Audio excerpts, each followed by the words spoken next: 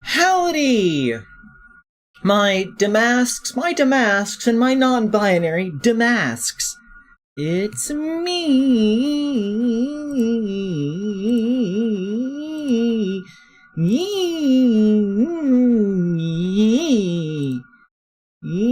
I pressed the wrong button.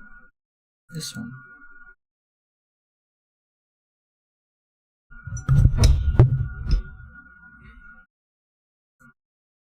No, I did not open VLC Media Player. Oh, my microphone was pressing against a button. Sorry, once it was pressing against a button on my tablet, which I forget do things, and so it was just like constantly trying to open something that was not the thing I was trying to open. A second to sort that out. Close things before they actually open.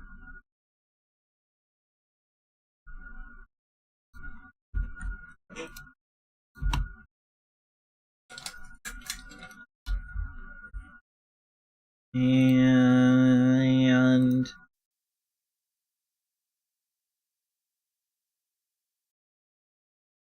great. Hi.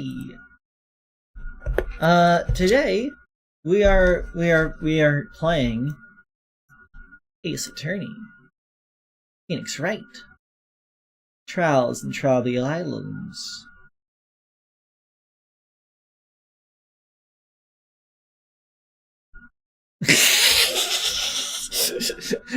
And today I'm joined by the most DeMasque. It's... do you know what the high-pitched whine in your mic is? Is there a high-pitched whine in my mic? Yes. Let me listen to my stream real quick. It's only when you're talking.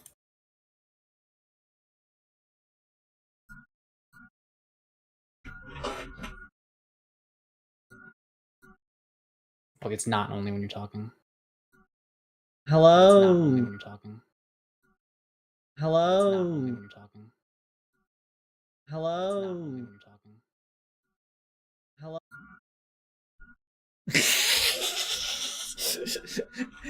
And today I'm joined by the most DeMasque. I don't hear anything. You're not hearing hard enough. We should listen closer. Ask. It's. Do you know what the high-pitched whine? Is it the ceiling fan? Let me turn it off real quick.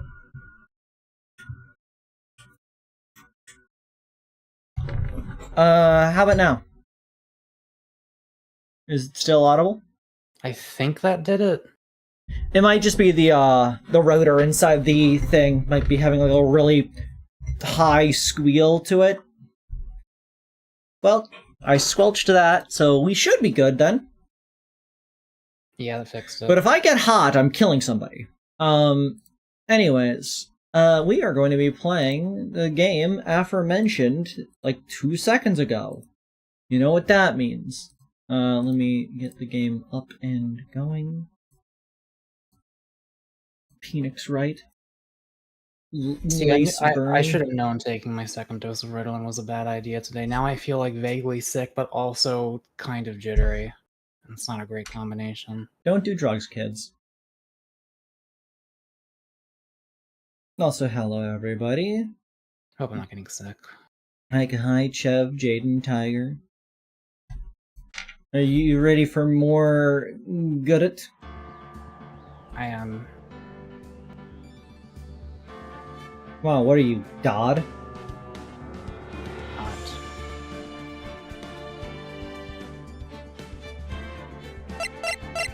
Let's get this game on screen.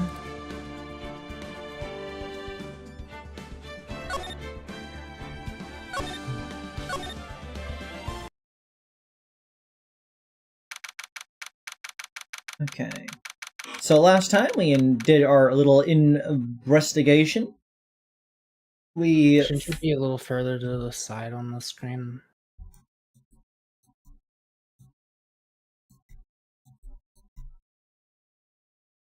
Yes. And Mac goes over there. Transform.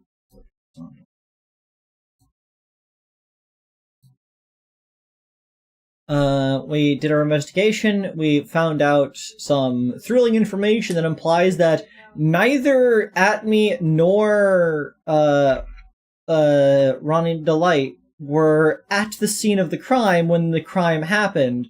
They were both at a different crime scene, also being pinned for a crime. Ron got double pinned for a crime. Ron, well, he was at the crime scene right after the crime happened. Well, yes, but he was at. That would make him at the scene of the crime.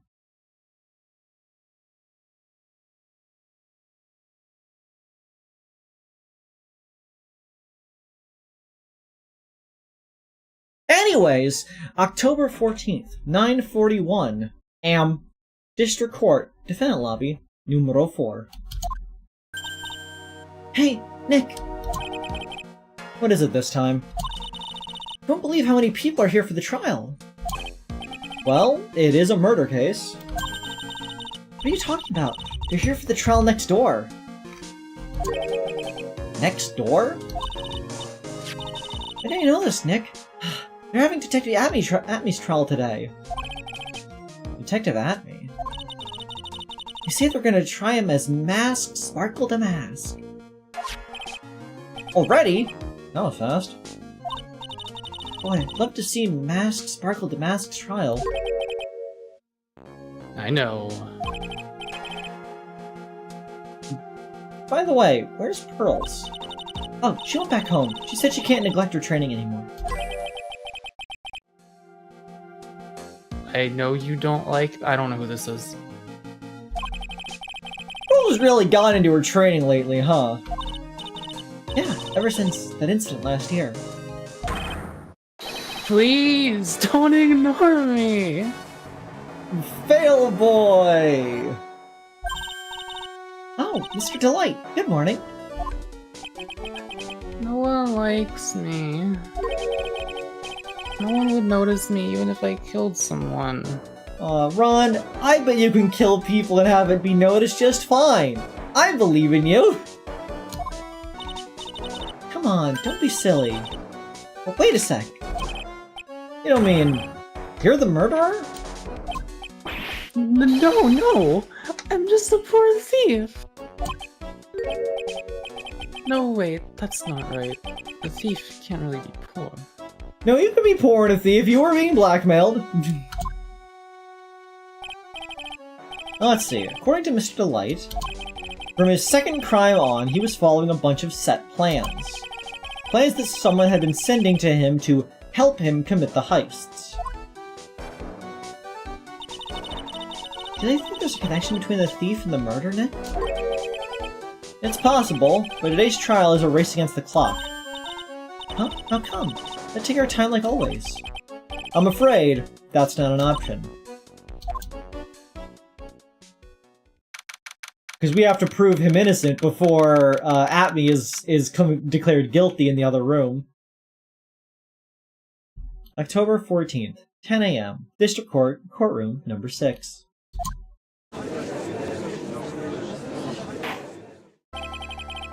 Court is now in session for the trial of Mr. Ron Delight. The defense is ready, Your Honor. You're ready? Preparation is the last refuge of the weak. What? Stop being this way! Are you telling me you came wholly unprepared? Do you know what the trial's for, at least? Okay, settle down, everyone. Let's begin with your opening statement, Mr. Godot. He's got the judge in the palm of his hand, yet again. Ron Delight is simply too young to be sent to war. That's all. What? Are you arguing in his defense? Memories of him explaining to me why I couldn't join the military. Far too weak.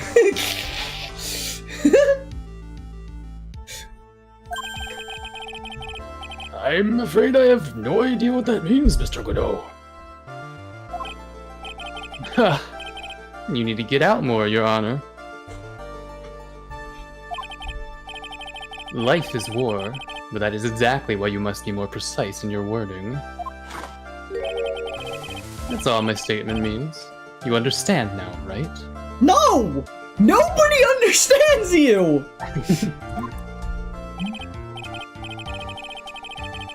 Yes, well then, let me briefly summarize the details of this case. Wow, the judge taking charge like he knows what's going on for a change. Look, we have to deal with the Godot. The judge has decided to activate his singular brain cell for a little bit.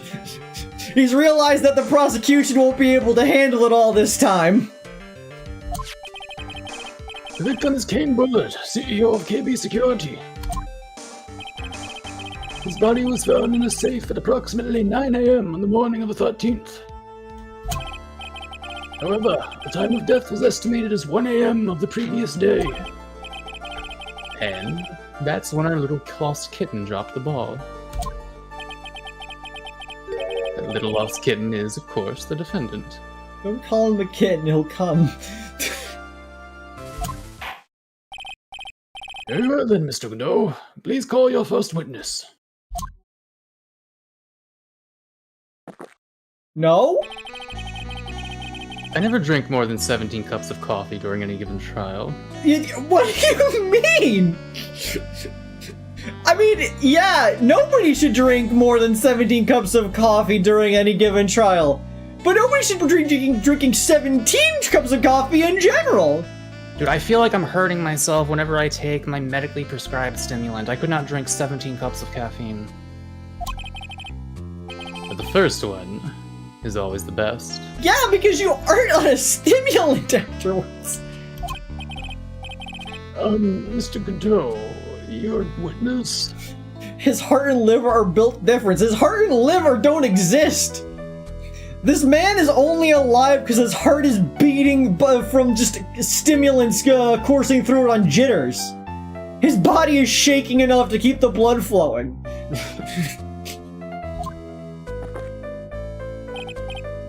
Okay then, let's hear what the defendant, Mr. Ron Delight, has to say for himself.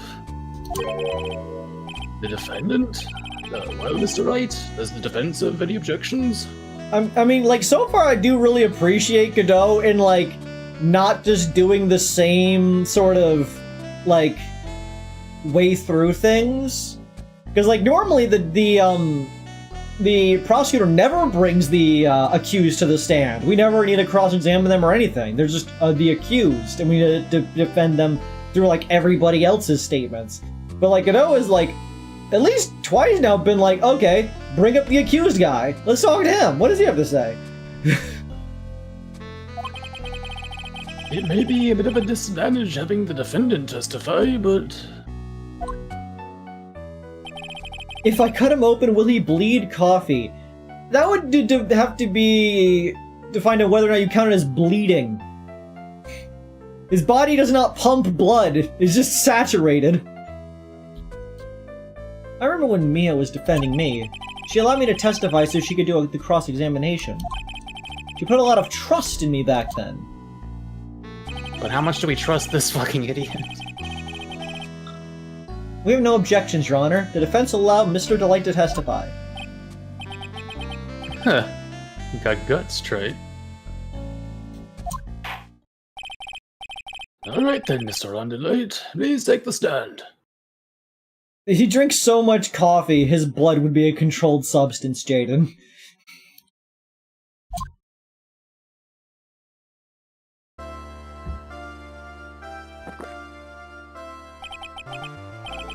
You did it, didn't you?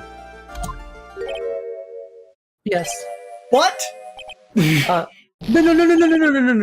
That's not true. You can't just fucking top energy him, Godot! Look at him! You can't just be like, you did it, didn't you? He'll fucking turn that over heel in a second! The fucking devs knew what they were doing when they set up this case! Godot, he has a girlfriend. You can't just alpha his omega like that. All he did was say you did it, didn't you? I know, but that is just such a, like, straightforward kind of power play question. Of course Ron's gonna fall for it ahead of heels. Your Honor, my client jizzed his pants.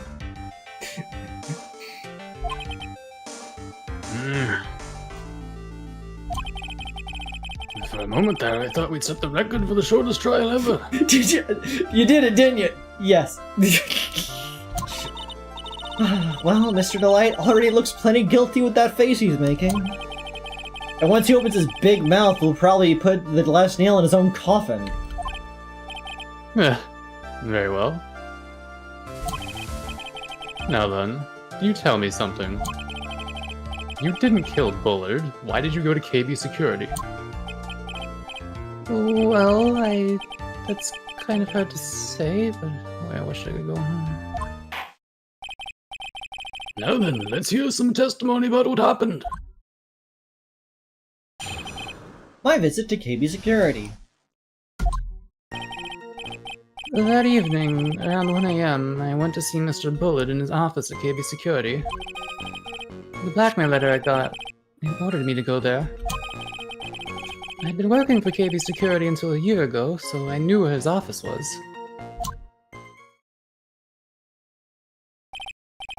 What AM? The exact time the murder took place. The weak get washed away by the tides of fate. The strong drink it up. Ha! It's bitter today, too. Just like my destiny. Why are you like this? You never know that from the way he's chugging it down. Mr. Wright, your cross-examination, if you please. Cross-examination.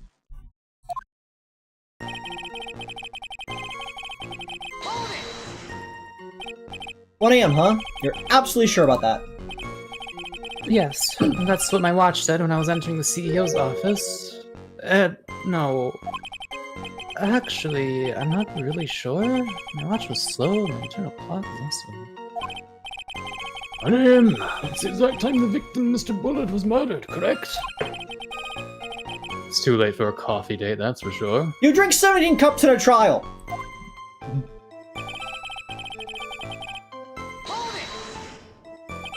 It ordered you there?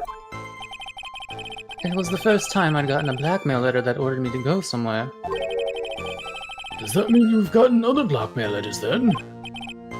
Oh, of course. They'd say things like, steal this, or take that. Why don't you say those for letter, Mr. Delight? Please don't say anymore. Please do not admit to being a thief. We are not trying you as a thief right now. We're trying you on a murder. We can't have you admit to being a fucking criminal. Why did we let him testify? We can't let him we don't decide whether or not he gets to testify. Like, we'd have to have a reasonable objection to him testifying. And we don't. I mean, well, okay, he could plead the fifth for self-incrimination, assuming that's a thing, which I think it is, that they've, like, discussed, that you can choose to not testify anymore. I think if we press harder, he's just gonna admit to, something. Yeah, like, what, like, I know, Gant in the first game, was able to use his right as the police chief to just stop providing testimony and, like, just give up. But I think there was another thing where a person... Yeah, it was, the person who, like, did it for self-incrimination. Like, Adrian. That was it. Adrian Andrews didn't want to testify because of self-incrimination. So I think that is a argument. So, like, Delight would be able to plead the fifth on this because it would implicate them as a thief when they are trying to be proven to not be a murderer. Leave it for now. Can't press on too hard, it would ruin the case. I'll take this one slowly. Ah, Nick, you kind of look like a politician planning out your next move.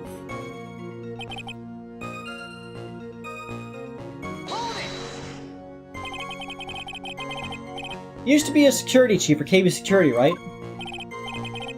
Yes, that's right. Security chief? You? People are so surprised. And yet, a year ago, you were fired without notice. Could you not have, like, sued them for wrongful termination? Revenge for an old grudge? Perfect motive for murder, wouldn't you say?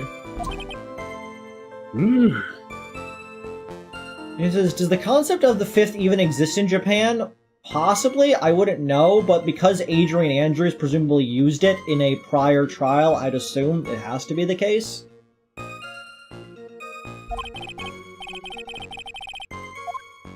Maybe I should change the subject. Why fire? I mean, how was your life after being fired? When did you have to be fired for KB Security? Wait. I spent a lot of time looking for work. But then I decided I wanted to start something myself. Not good! This is going from bad to worse! So I started looking at books, TV, and movies, learning all I could about masked men. Masked men? So you want to try drawing a comic, right? About masked men? No, that's not right. I wanted to become... Shut up, Rhonda! Like, you're on, let's move along, shall we? You can right along! But you asked the question. You're being quite odd today, Mr. Wright. We're just gonna be moving on right now! Way to bring the spinning buzz saw one closer to your own neck, Ace Attorney! There wasn't much into his testimony, was there? It's like he's avoiding something. At least, that's what it sounds like to me. Uh-oh. I've got a bad feeling about this. Better be careful. But if we don't find ways to make him spill the beans, we'll never get closer to the truth. Yeah. Okay, so... we press this one, then we can press harder. Because I presume asking why he was fired is what's going to move us to the next rest of the conversation. Yeah, and this is just gonna, like, nearly incriminate him again. So what did the black ink letter in question say? It said to bring $50,000. Money, eh? The perfect motive for committing You can't murder. say that about everything that could be considered a motive! Ah, loose shoelace. That's a perfect murder for committing murder. Oh, but wait! And says, would Ron be a Meta Knight fan? Like, in general? I guess they're masked, but like, if they were, Joker main. I was gonna say the same thing, that they would probably be a Joker main, but I assume you just mean as a character, not as a Smash fighter, because Meta Knight is from Kirby. And you get, but like, whenever I hear Meta Knight, I first think of, oh yeah, the guy from Smash, not the guy from Kirby. Do you think Ron Delight's gonna play the new Sega racing game for the Switch 2? I don't fucking know. Do you think he would be a Joker main in that? Sure. Don't sure me. I never intended to pay that money anyway. What do you mean you didn't intend to pay the money? You can't. That makes it sound like you went there to kill him because you didn't want to pay. Why did he go there? Oh, is that right?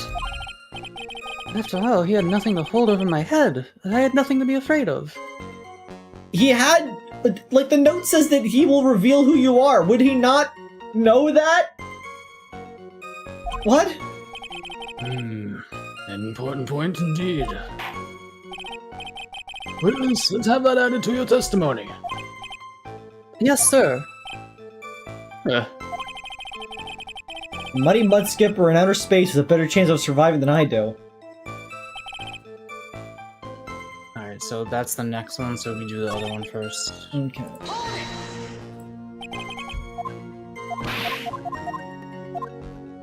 Why were you fired? Mr. Delight, please tell us why you were fired from your job. Well... The world is filled with those who have said, I wish I had never asked that. Okay, I take it back. Defendant, please answer the question. I needed money. You needed money?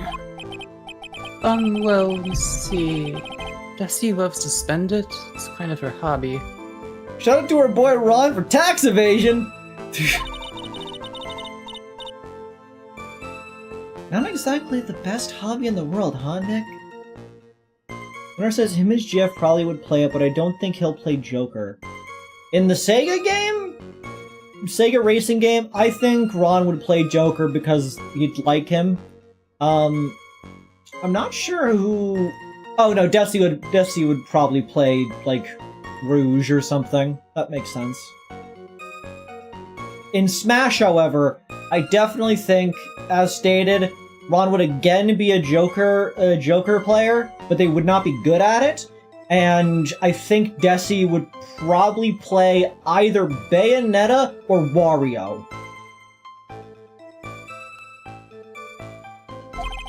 Yeah. My salary wasn't nearly enough.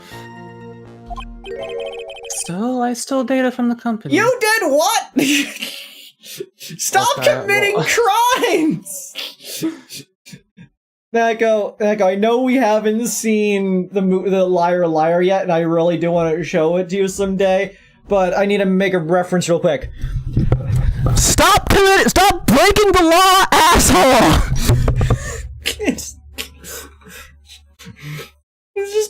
It's one of the best lines from that. One of his clients just keeps getting in trouble. His like yells into the phone, "Stop breaking the law, asshole!" Anyway. Come again? No, don't have him do that. KB Security has a lot of its security info in all sorts of companies.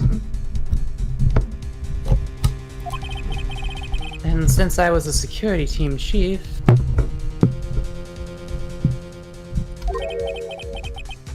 Stole some data and sold it.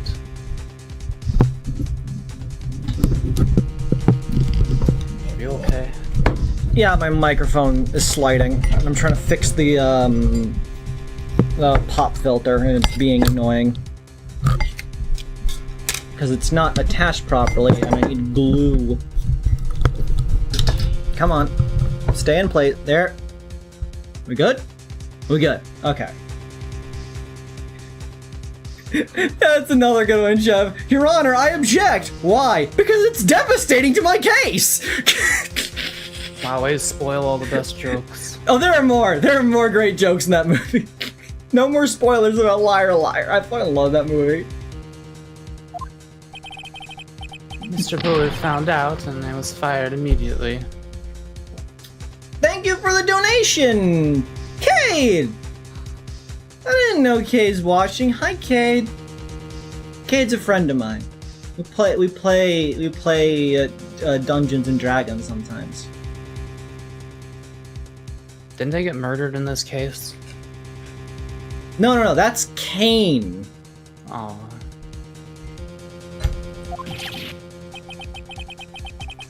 I wish I had never asked that. I was somehow able to keep it secret and made it seem like I had quit on my own. Then why did you reveal it right now at trial? What is it, Nick? You don't look so good. Someone who brings harm to their company is fired as punishment. You do well to remember that. He sure told you. So you admit that you stole data from your company, is that correct? Yeah, but like, even if they did do that, that would probably fall under a civil suit because like it would require them to actually press charges against that. So you'd probably need to ask them if they plan to do that, especially since the person who would have pressed those charges is currently a cadaver. Huh. I wonder who would take it up at this point. What's the statute of limitations on data theft?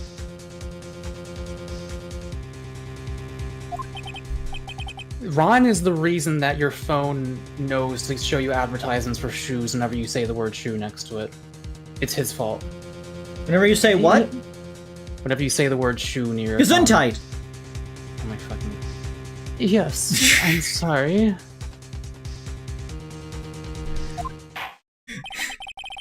Fucking This God. is a very important fact. Please add it to your testimony. Oh man, this whole thing just took a big turn for the worse, crashed, and blew up. I can't wait for every case past this one is just defending Ron again from his own self-admission. Every case he just admits to another crime he's committed. Make your job harder. This was over a year ago. Who's already fired? Oh yeah, like if he got he was fired. He said that he made it sound like he quit on his own, which means like if he was fired, it could not. That means they probably did not press charges about it. They just fired him instead. Because I guess like there is a logic to that, because if they openly announce, hey, this guy leaked our data and we're a security company, then it'd be like, yeah, I would not trust this company if their own employees are leaking their data. So keeping that under wraps would be beneficial to both sides of the company, to both sides of the incident, I'd assume.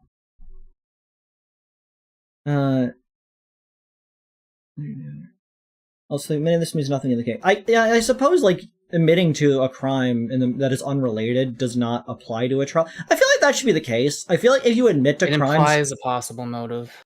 I know, but, like, I feel like in a trial, for, like, the sake of sort of like an extension of the Fifth Amendment, it should really just be a thing where if you admit to a crime in the middle of a trial, truthfully, you cannot be held accountable for it. Like, you cannot, things that you say in trial cannot be considered confession for crimes unrelated to the trial. I feel like that should be a law, in my opinion. Yes, Jaden, at least one security firm has had a bad leak at some point in real life. Yeah, and then people tend to not want to put their information into that company anymore. It's gonna take the jaws of life to rip this case from the clutches of disaster. Okay, so the other one then I guess we actually do first, I guess. Wherever that was, I this forget. one. Press. Just what were you being blackmailed about anyways? The blackmail letter said if you don't want your identity revealed, correct? I'm sure I was referring to the whole mask star DeMasque thing. Just, I'm afraid that reason isn't going to hold up anymore. What do you mean? The victim had no proof the defendant was Mask Star DeMasque. Well, okay. To play devil's advocate here, the letter never actually said it was this guy. Why does his bicep have a belt? Those are just to hold the fabric against his arm. Both arms have them. That was not a... That is a thing that was actually part of fashion at some point. Yeah. But you were the one who stole company secrets only 1 year earlier. But that was all over with once I was fired. But it is true that the fact I stole secrets was kept under wraps. Even so, there was no reason for me to pay up now, a whole year later. Yeah, like, besides, even if it was like especially if it was a whole year later, after the funds have already probably been dispersed into various things, the CEO would have had no way of knowing that Ron would actually be able to pay the blackmail. Because the CEO would have no idea that Ron was Mask DeMasque. Which should obviously bring up the question of, like, why would the CEO blackmail somebody who they have no knowledge of knowing has money? Especially since they were fired.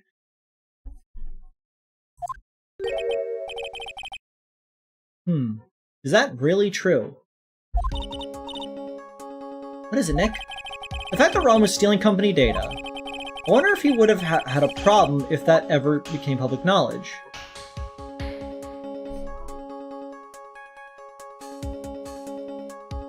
I mean, he'd have a harder time getting hired.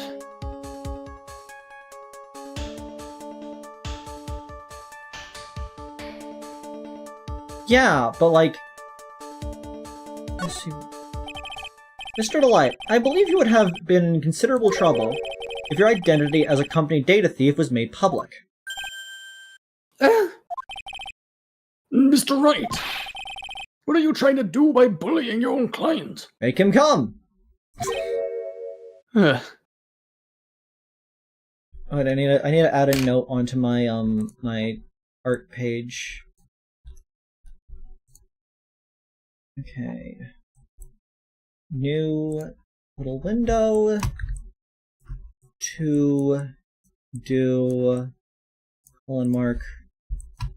Ron D dot dash don't bully shirt. Yeah. Underline. Okay. Just note it for my own needs for later. Men are like colonies of bacteria. The more heat you apply, the faster they grow. What? I mean, you sure about that? But that's exactly right! Well then, feel free to keep up the heat, my little lawyer amigo. Little lawyer amigo? Where'd the cup go? Yes, now come on. Provide some evidence to back up your assertion. Oh, there it is. Why would Mr. Delight want to keep his data stealing secret from going public? So, because why is that not self-explanatory?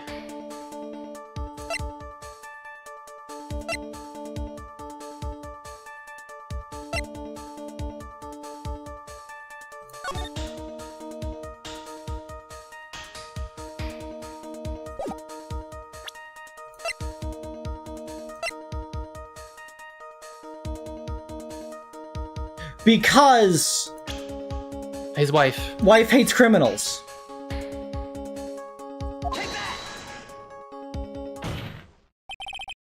Mr. Delight, what you said just now doesn't match what you told me yesterday. Huh? What doesn't? I think you must have been scared. Very scared. As usual. of having a certain person find out your secret.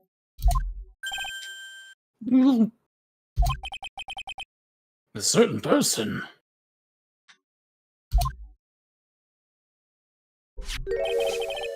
Miss Desiree Delight, the defendant's wife. Listen to me. My Lizzie, she's... Looks like if I just sit back and relax, the fun will end before it truly begins. Godot! Yes, we know. It was all your wife's fault. What do you mean? Mr. Delight stole company data to pay for his wife's spending habit, for which he was fired. Unable to face his own wife, someone used his dirty little secret to blackmail him. And that is how this murder came about. Oh. No, everything fell immediately into place for him. I like Godot's strategy of just kind of letting us fuck ourselves over into his own, like, plans. Just, like, digging ourselves deeper into holes just to set that up. Don't talk about my Desi like that. Or you'll be sorry.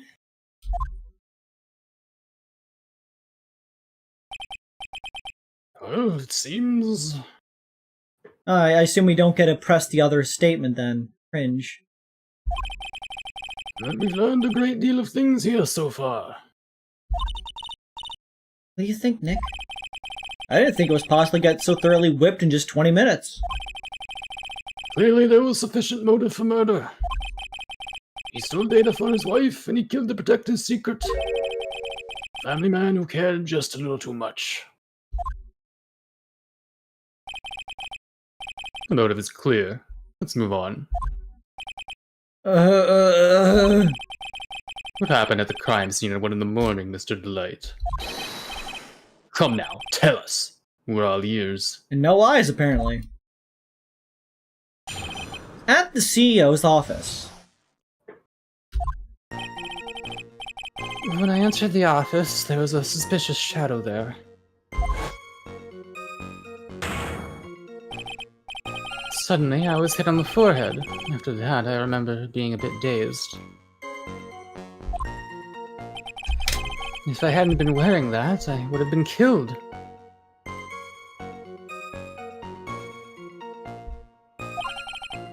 When I came to, Mr. Bullet was lying there, dead.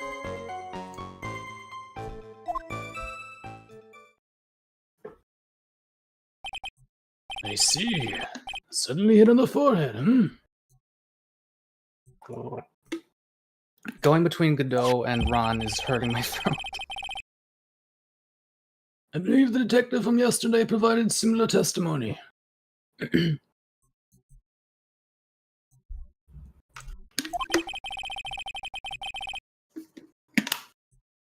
You said that Mask Star DeMasque struck him on the head from behind.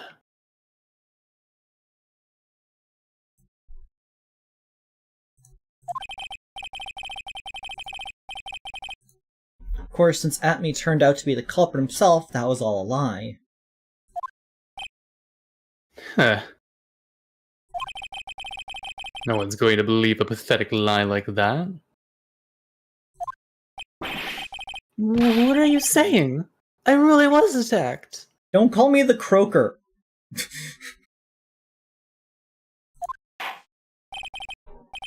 We'll find out if what you say is true or not during the cross-examination. Got that, Mr. Trite? Don't go easy just because he's your client. Jesse and Ron would be that no pickles meme, that is valid. If I see any sign that you are, I'll treat you to another cup of my special blend. You don't need to worry about that, Mr. Godot. I have faith in Ron. I know he didn't do it, for some reason, even though he admitted to committing multiple other crimes. For what it's worth, he has been 100% honest about everything. Unbearably so. I guess that is a reason we can trust him. Yeah, like, a dude admits to committing multiple crimes, including data theft, and he's basically trying to admit to being a criminal. of like a repeated grand larceny, like, do you not think that he would not like admit to being a murderer as well? I guess, like, that's already enough to put him away for decades, like, if not more. Like, I don't know.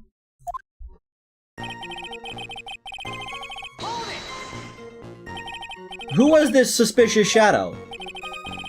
If there were 1,000 of me, and if even one knew, I tell you, trust me. His dodging all of our questions is not helping us with his case. Okay, then how was the victim, Mr. Bullard, at the time? What do you mean by how was he? Was he already dead? Was he still alive? Maybe he was the one who hit you in the first place. That's a good question. What do you think, Mr. Wright? Forget it.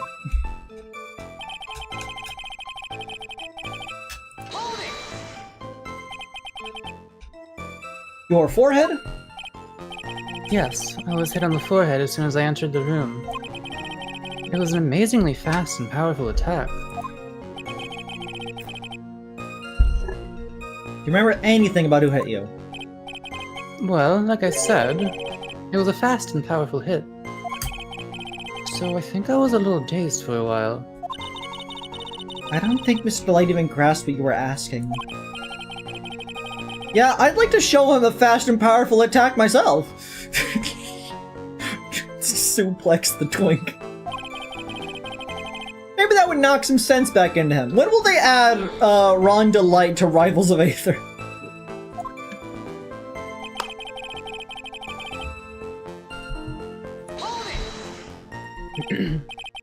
That?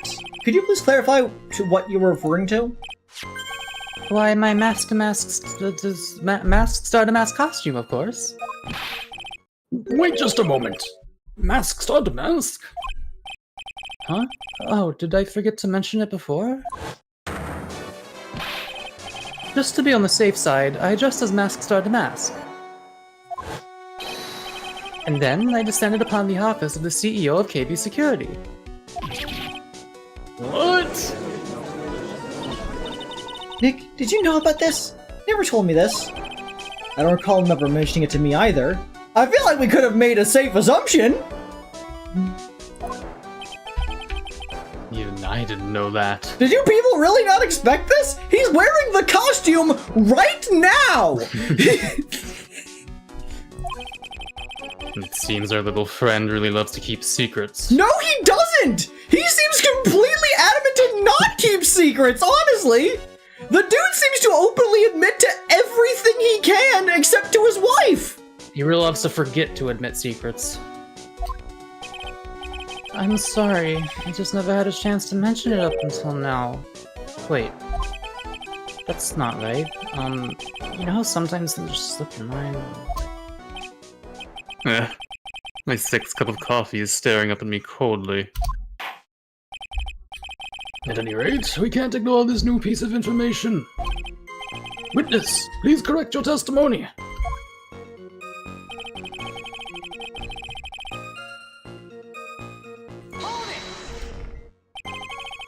Why were you dressed up as Mask Pentacle DeMasque? Why, because I'm Mask Star DeMasque, of course. What are you talking about? Mask Star DeMasque's trial is being held next door. Ah, yes, I guess so. Anyway, at that time, I thought I was being blackmailed over the Mask Star DeMasque issue. So I thought I should go as him, just to be safe. Oh boy. Let me tell you, it's a real pain to move around with that cape. Why'd you give yourself a cape then? That's why it took a lot longer than I expected. Took a lot longer? What's he talking about? Wait and see. I'll wait and see how this develops. Hey, why aren't you doing anything? Because it'll probably end up causing more trouble. I'll tackle it once I'm mentally prepared. I guess I should prepare myself for the worst too.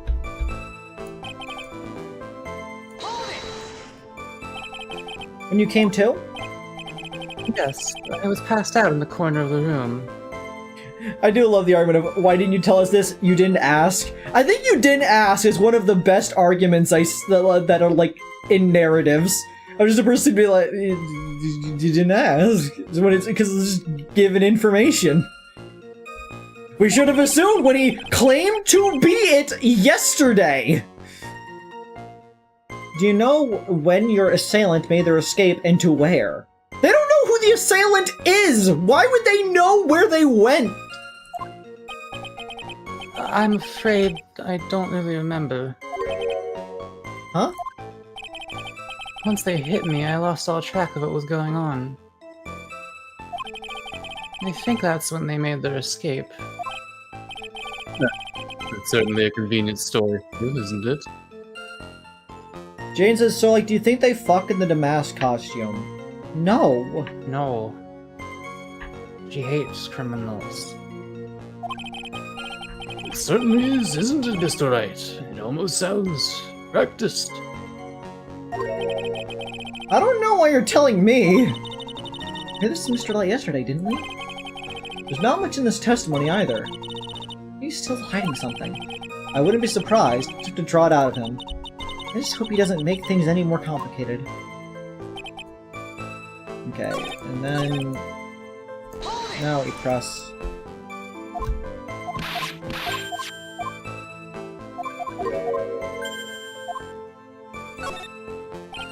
what do you mean by took a lot longer? Oh, opening the safe, of course. No, My cape got caught on the safe door, you see. buddy. Don't admit to be putting the body inside of the safe. It makes you seem like a criminal.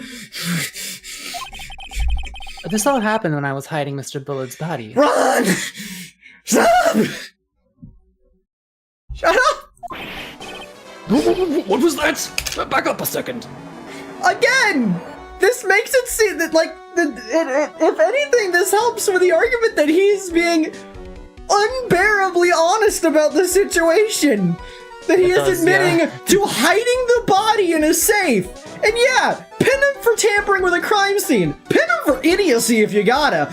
But, like, he didn't kill the person, otherwise he would have said it. Which I guess he technically did in the first 10 seconds. Are we finally gonna find out why the fuck he did this? Yes? You were the one that hid the body in the safe? Well, yeah. Inconceivable! Why? Just... why? What reason could you have? What were you thinking? You can just leave it out there. Perfectly good body go to waste. When someone... Look, when does someone toss their dirty shorts in the washing machine? What? The answer is simple. And they take them off. As usual, I have no idea what you're saying. Do you mean that Mr. Delight hid the body because he's the murderer? So you're not as stupid as you look. At least I don't have a weird visor. This metaphor this time was really obscure. No, this metaphor was far more clear than the other one was. Mr. Wright, you don't mean that you knew about this whole safe business, do you? Well, yes. Why am I the only one not in the loop here? Witness, make sure you add this to your testimony. Yes, sir. Uh-oh. Looks like a storm front is moving over the fair weather judge. I feel a storm approaching, like seagulls in slow motion. I panicked and hid the body in the safe. It took about 10 minutes. Why did you hide the body in the safe anyways? Well, because it wouldn't fit in a drawer. Run! What the fuck? What is wrong with you? What is going on in that beautiful head of yours? That's not exactly what I meant! When I saw that corpse, I kind of lost it. I thought if they find his corpse, they'll think I did it. Not if you call the cops! I think you had a simpler reason than that. It's because you killed him. That's why you spent 10 minutes hiding the body. That certainly makes more sense. Hold on. 10 minutes? What is it, Nick? I just had a thought. Under those circumstances, would you normally try to hide the body? And spend 10 whole minutes to do it? Under those circumstances? What circumstances? Oh! Hey Nick, if you think his behavior was so strange, why don't you present some evidence that would show what those circumstances were? That's it! Take a look at the court record and present some evidence!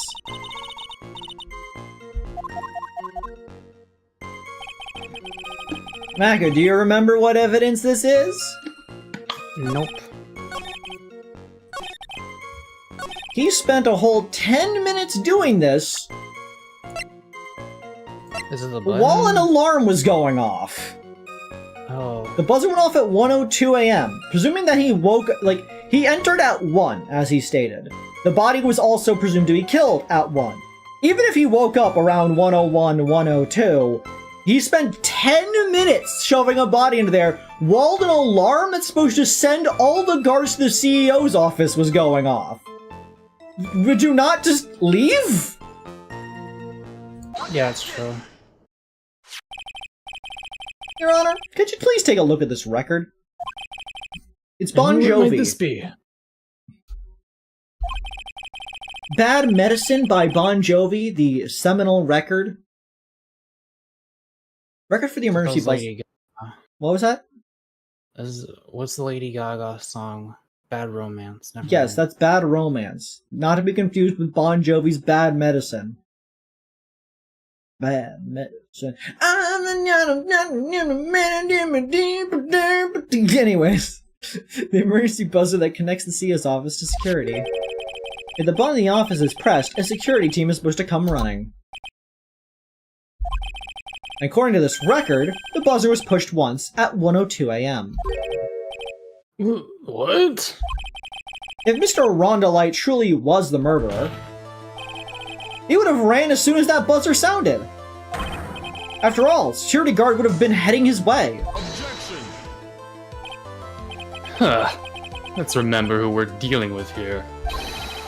He probably had no idea there were security personnel in the building. He was chief security officer of the building!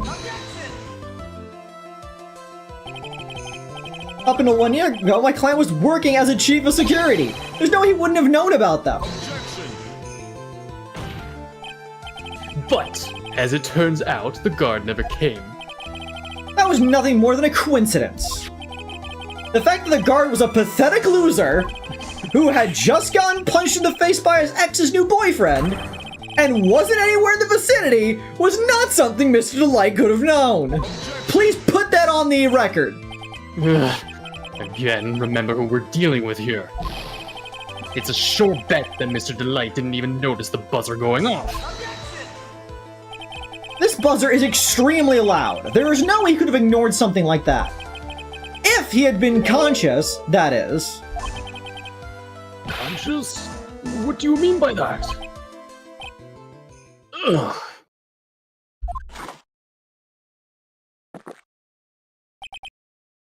Fine. Let's hear your theory.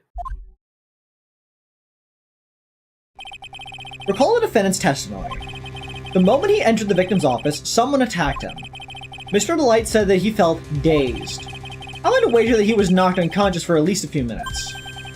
Unconscious? So he fainted? That's why Mr. Delight didn't know that the buzzer had sounded. And that's why he thought he had time to hide the body.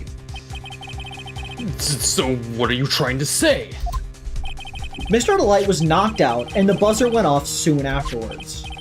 Now, unless my client was able to hit the buzzer while he was unconscious, it could only mean there was another person in that room.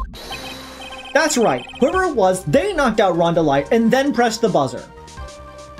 Okay, because they wanted to press the buzzer so that a guard would come in and find Rhonda Light either unconscious or waking up and the dead body. But it was just pure happenstance that it was Larry Butts who did not show up, which gave Ron the chance to make this even more confusing than it already was.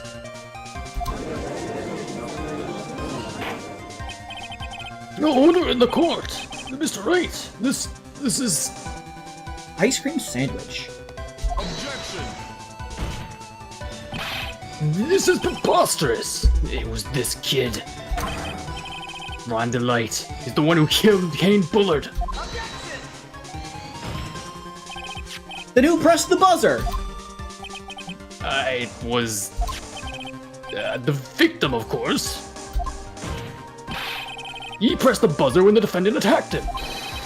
He didn't die right away. He must have held on long enough to push the button. No, because it didn't have fingerprints. So Kane Bullard sounded the buzzer himself. What is your opinion on this, Mr. Wright? I can prove that the real criminal was there at the scene, but how? Can I prove that it wasn't Kane Bullard who sounded the buzzer? Yes. I can prove it alright. The defense's opinion is this, Your Honor. This piece of evidence proves that it wasn't the victim who sounded the buzzer. The buzzer. I believe this is the piece of incontrovertible evidence that you were looking for. The emergency buzzer?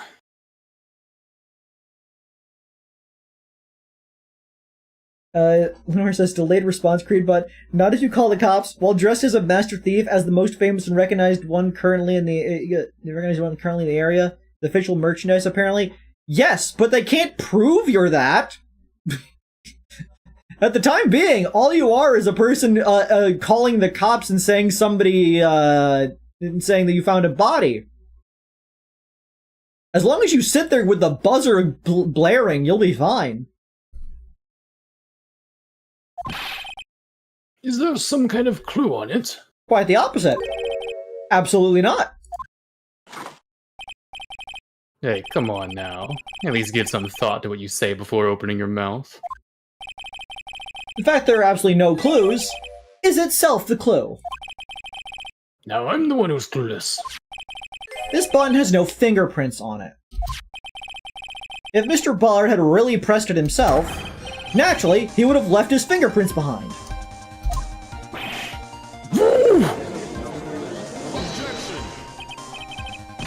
Run the light. Obviously wipe them off.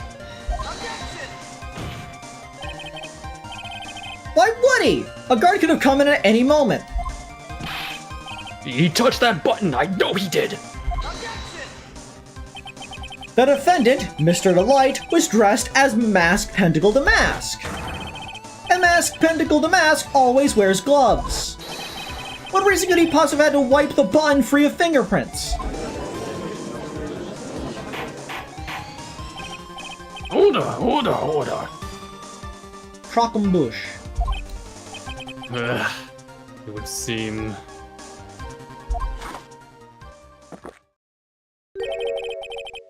I've been forced to eat crow. I wonder what blend number crow-flavored coffee is. However, if the real killer was there at the scene, why would that person press the emergency buzzer?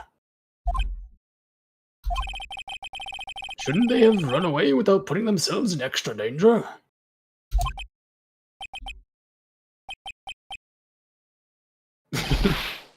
What's with this awkward silence all of a sudden? It looks like you're fresh out of parlor tricks. They're on to you, Nick. Just give me a minute to collect my thoughts. They're on to you. The real culprit killed Mr. Bullard at around 1 a.m. Mr. Delight just happened to waltz in when the murder was taking place, right? Mr. Delight just happened to waltz in when the murder was taking place, right? The killer clobbered Mr. Delight and then sounded the buzzer. Even though security was supposed to respond right away if the buzzer was pressed, security was supposed to respond. Time's up, Mr. Wright. Let's hear what you have to say. Very well then. Oh, you've got some guts. I'd like that in an opponent. Why did the real killer sound the emergency button? To call the security guard. Presumably. The killer knew that if they pressed that button, a guard would come running. And that was exactly what they wanted. Do you mean to say the killer called the guard on purpose? Yes. Although, as it turned out, he never showed up. Because he was getting his clock cleaned at the time. What a touching story. You're saying the killer had a change of heart and called the guard to turn himself in? No, I'm not. When that buzzer sounded, there were 3 people in that office. The victim, Kane Bullard, who was already dead. The defendant, Rhonda Light, who was out cold. And the 3rd person, the real killer.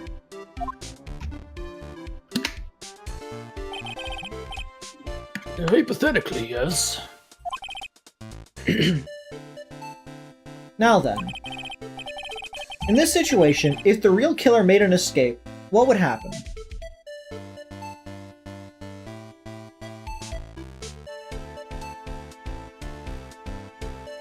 Oh no. I don't know what you're realizing. I just figured he called the guards to try to frame Ron. I think an earlier theory of mine might be incorrect.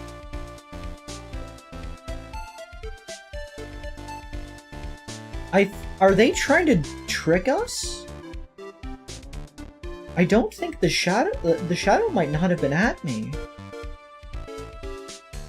Or at the very least, the idea that there are multiple people working together is more likely suddenly. Because one important detail that I recalled from that newspaper was that when Ron was first nearly caught after their crime by Detective Atme, they had to quick change their outfit, and then Atme took the outfit, and that's why Ron had to make the outfit all over again from scratch. Which is going to be an explanation for why there are 2 DeMasque outfits that are relatively accurate. But Ron was wearing one to KB security. The other DeMasque outfit was at the exhibition, because we know it was caught on camera. The only way that other outfit could be there is if Atme either was wearing it or gave it to somebody to wear, which means either Atme was not actually at KB security despite what the silhouette is trying to imply to us, or somebody he gave the outfit to, perhaps Desi, was at the exhibition, meaning Desi is involved with Atme, who were trying to set up Ron, which is not ideal. Which causes a bit more confusion into this.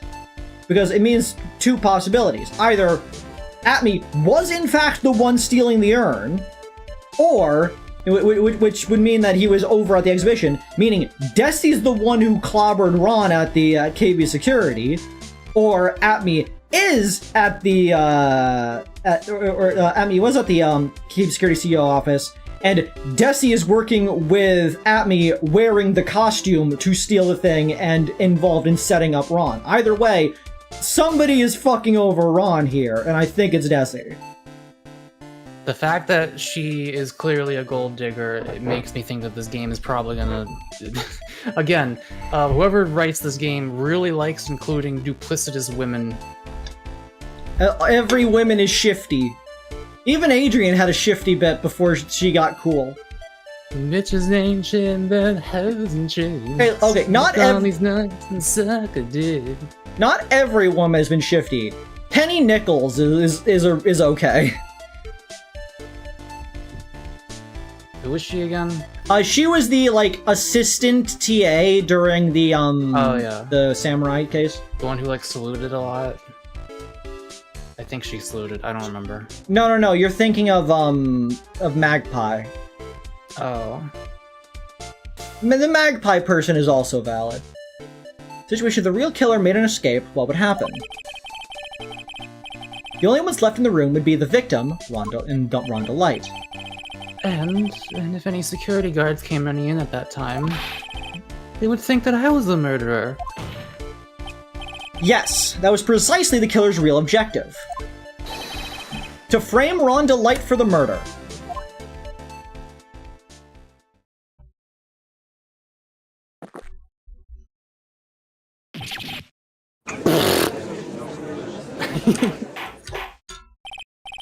Order! Order! Order! I just love him calmly taking the fucking sip only to do that. I would like a double scoop of coffee ice cream. It would seem I've been made to eat my words once again. Actually, you've been made to do a spit take with a cup of coffee. But Mr. Wright, who was it? Who was it that tried to frame me? Wait a second. I'm the one who only mastered a mask. So. Nick, you mean the real killer is... We're gonna drag that person in here right now. But who is it? I don't have any solid proof yet, but think about it. But the game showed me his silhouette. The killer knew Mr. Delight's identity, and they also knew that he had been called to KB security that night. So the killer used him to execute a well-crafted plan to murder Kane Bullard. Now then, let's hear your accusation, Mr. Wright. Who was it that framed Mr. Rhonda Light for the murder of Kane Bullard? Oh wait, did he? Did Luke at me know that he was him? He was Mask Star? Yeah, we could assume that he knew him because he might have figured it out during the very first case. Because remember, that's when he started getting the blackmail letters. Being like, yeah. I know who you are.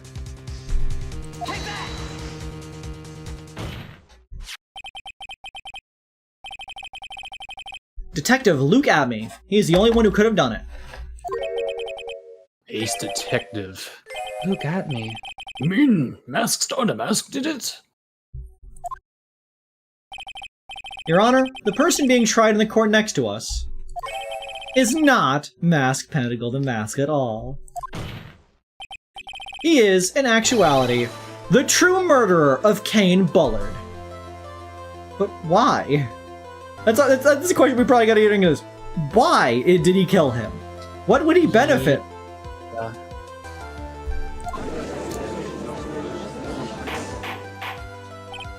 Order! Order!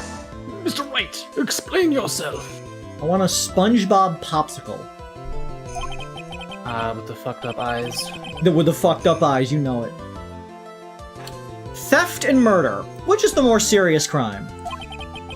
Oh, not even close. Murder is the more serious crime, of course. It's a capital crime subject to a capital punishment. Please remember the trial from yesterday, if you would.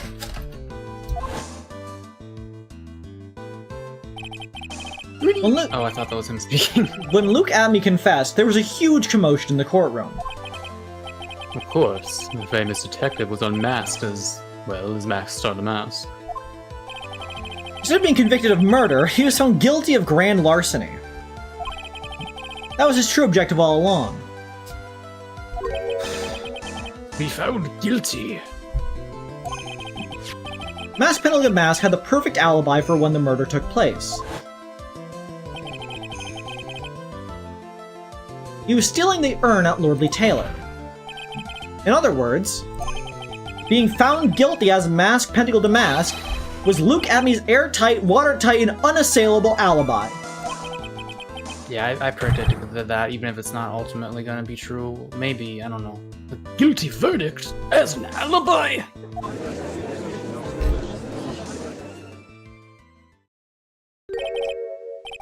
You know, it's almost time.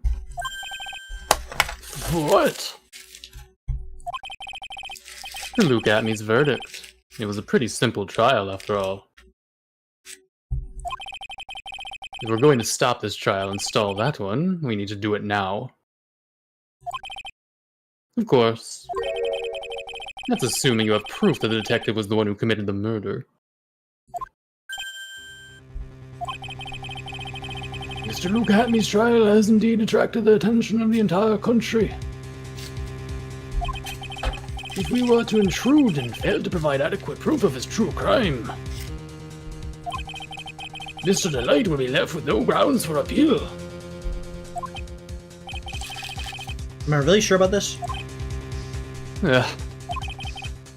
Bet's only good when your life's the ante. Mr. Wright, I believe in you. Mr. Delight? So, please. I'm begging you! Thanks, but your decision will determine the rest of your life. Can I really risk your life like this? Yes. Phoenix.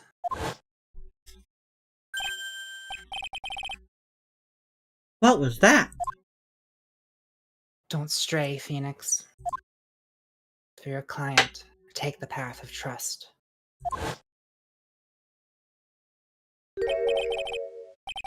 That voice. It sounds like... Mia! Your Honor, the defense requests an immediate recess. Huh. So that's your answer, huh? Very well, I have decided as well. This court will now take a 20-minute recess. Mr. Wright, when we return, please summon Mr. Luke Atme to the stand. Yes, Your Honor.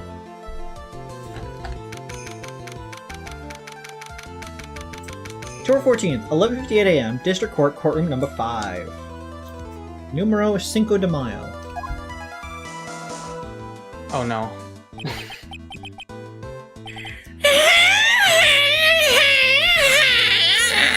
Well, Detective Atme!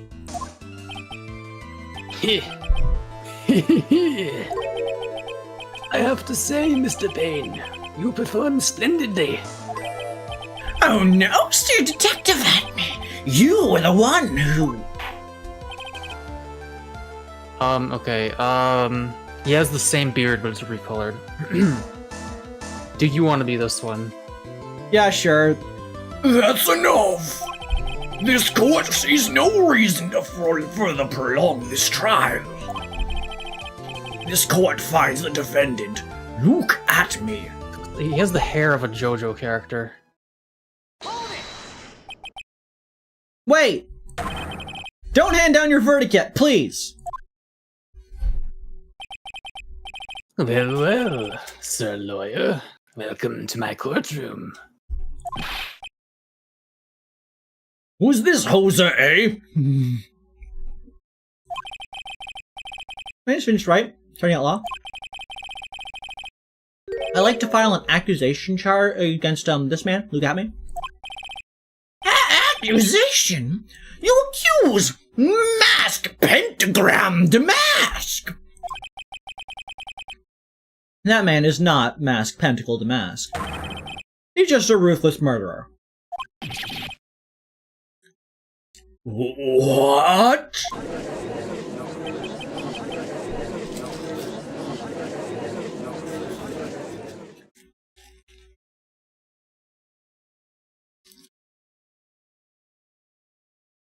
That was quick.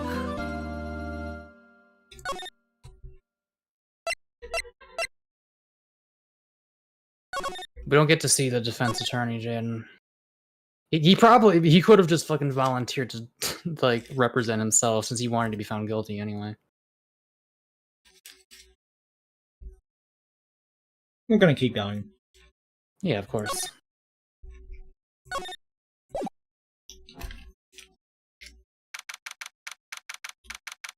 October 14th, 12:14. District Court Lobby, Defendant Lobby Number 4.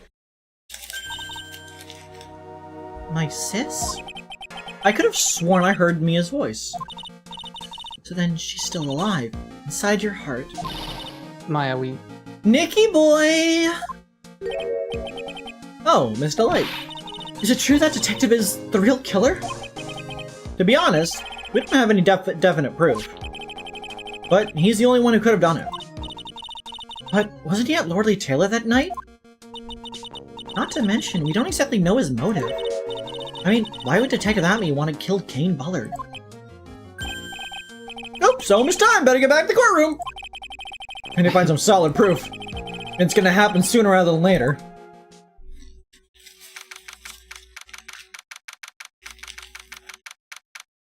October 13th, 12:21 p.m. District Court, courtroom number 6.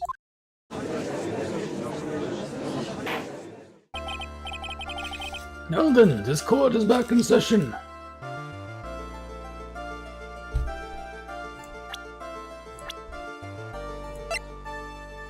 Dang, I was hoping to add that judge to my record. Mr. Look at me. Please take the stand.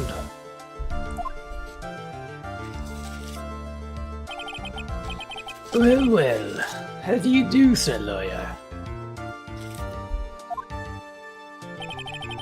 I never would have thought to see you acting so recklessly. You can't let them hand down your verdict just yet. I would have given you a perfect alibi. An alibi by the name of Mask Pentacle DeMasque. I'm sorry. I'm afraid even the great Look at me has no idea what you mean. Of course, I have been in the next courtroom ever since 10 o'clock this morning. I'm afraid there's no way I could know what's been going on in here. You've been in the defendant's seat all day long, correct? Being tried as Mask Star DeMasque. Indeed. It's truly child's play to fool the ignorant masses. My dude. Not only did the poor fools ask me to protect their valuables, they even gave me a generous reward upon returning their own property to them. Take this red diamond ring that sparkles upon my divine finger, for example. So you continue to insist that you are, in fact, Mask Pentacle DeMasque. Of course. Very well then, Look at me. Let us begin with this simple question. What is wrong with you? On October 12th at 1 a.m., Kane Bullard was murdered. Where were you at that time? The one without knowledge lacks even the knowledge that he should be ashamed of himself. But don't worry, I will not hold it against you, Sir Judge. What did he even just say? Thanks.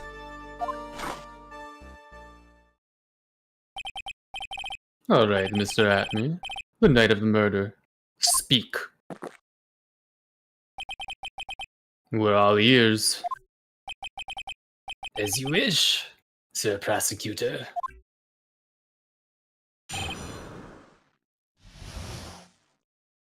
The The alibi. alibi. I was stealing the urn as Mask Star DeMasque, just as I announced I would. I had more than enough time to prepare. It was a pathetically easy job. A photograph contains no words, but in this case, one turned out to be my witness. The time at which the camera captured Mask Star DeMasque was the same time as the murder.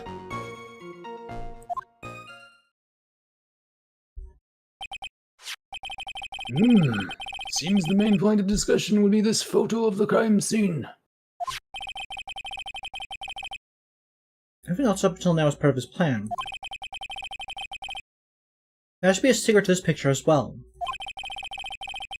Even the great Mask Star DeMasque cannot be in two places at once. Nope, but they could certainly be in 3. Now then, if you'll excuse me, I have a verdict to receive.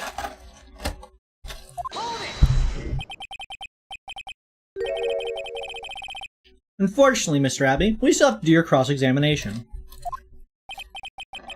A fool is too foolish to know that he is a fool. I'm sorry, did we invite fucking Francisco von Karma back to the courtroom? I think he's trying to say that you're full of shit, Nick.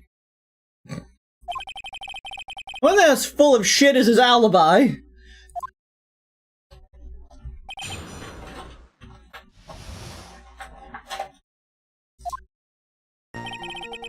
Okay.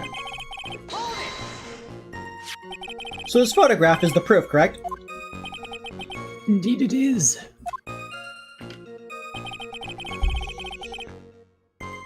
And the man in the photo is certainly wearing the mask. That is why I am called Masks are DeMasque. But conveniently, that also means that there's no way to tell who this really is. What do you mean? Huh. Are you saying that this is not, in fact, look at me? That it could be an accomplice dressed up as Masks are DeMasque to create an alibi? Oh, what an interesting idea. Are you saying that I, Lone Wolf Luke, had an accomplice? Well, shit. Are we ready to accuse someone? Give it up. They want to say keep security during the murder. And the mask, pentacle of the mask with the mixture has to be a fake. There really was an accomplice. Right now, I have no idea who it was. I don't have any idea right now either. Basically, objections are just what the other guy wants. There ain't another way, and I'm gonna find it.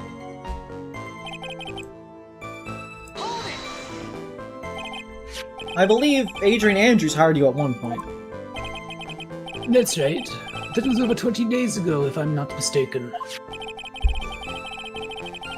You sent the calling card to Lordly Taylor 10 days before the heist. That means you sent out the card after you began your security watch, right? Indeed. There was no reason why I couldn't do both jobs at once. It was the perfect opportunity to steal my latest target. I see. You truly are evil, aren't you? Yes, evil is what I am. Hey Nick, isn't there something odd about this? Detective Abney was always proud of his ace detective skills, right? But the urn was stolen from Lordly Taylor while he was the only one watching it. He'd have no way to maintain his perfect ace detective persona. You know, that's true. It is kind of odd.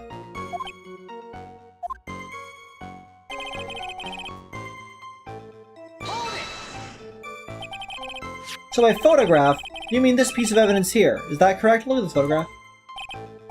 Indeed it is. That is it. The very thing that proves I committed the crime. The very thing that proves you committed the crime. When you think about it, it's really odd. It's almost as if you had this picture taken on purpose. He was simply caught by the very camera that he has set up. We all have days like that. Indeed, it turned out that there was no such thing as the perfect crime after all. Life is truly an ironic thing, a sad blue melody. Looks like I better gather more information for now. Sure, the killer's gotta be something phony in that photo.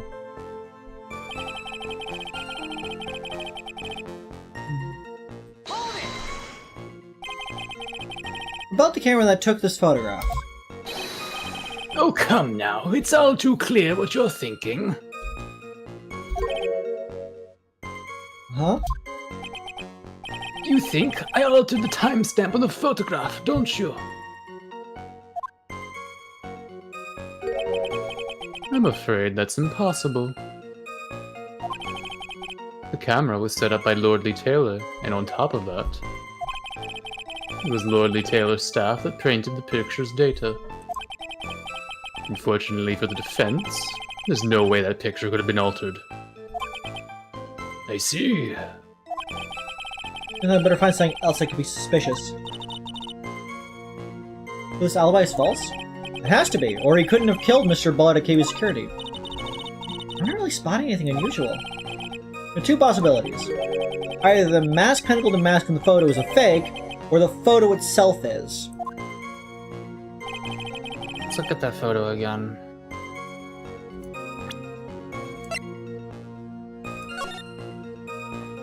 What if...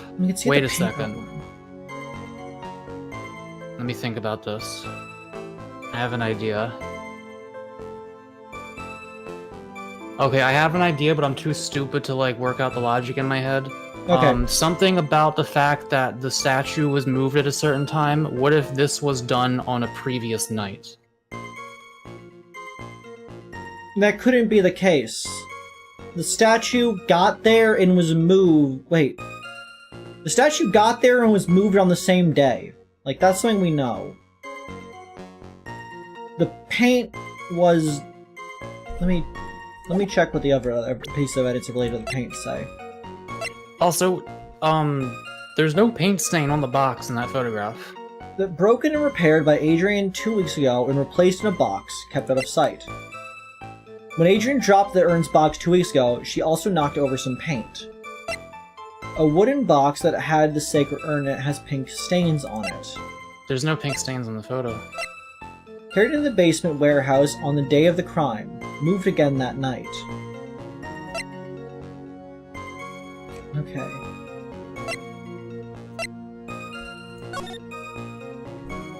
Okay, so we know this stain was from 2 weeks ago. If the fact the stain exists means that the paint must have got on the box because we know the box. We see the outline of the box there. Yeah. So, but the thing that's missing in this image is the statue. We know the statue was there. What do you mean the stain? On the box. There's no stain on the box. That's what I've been saying. Well, it could be on the other half of the box. I mean, I don't know. Like, I'm putting that idea out there at least. Yeah. The thing that is getting me is the lack of the statue. Because if the statue is missing here, like the statue is missing from this position. It was brought into the... When did it say it was brought in? The day of the exhibition. So it was brought in the day that we came over to look at it. And when was this paint spilled? 2 weeks prior. So there were a full 2 weeks of time that this photo could have been taken. Yeah. But the issue is that the statue was also moved during the night, so this could have happened after the statue was moved. But, well, wouldn't you have... Well, would the statue, even after being moved, be visible in this photo, or would it be off frame? It could be out of frame, we can't really tell. Hello, funsies bunsies, and other such. Hey, we gotta think. Like, do we have proof that this photo was taken on the previous day? I'm still suspicious about the lack of stain on it. Yeah, Jaden, that's what I'm thinking, is that it's a different box. But why? I guess we could point out the box. Because, like, he could have just not actually been there at the night of the crime. Wait, how would that make... I don't...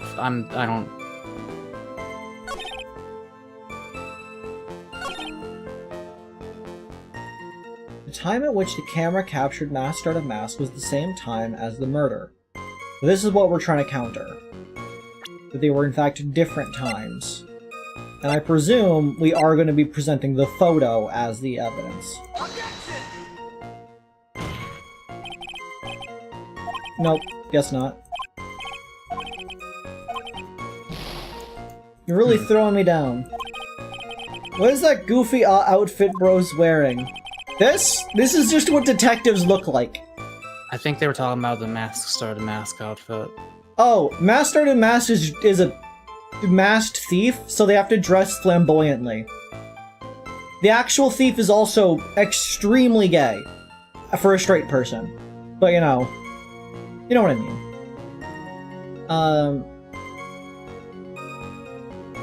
We have no idea who the accomplice would be, so we cannot present that. All we can present is that this photo was doctored in some way. Whereas the day of the crime, moved again that night.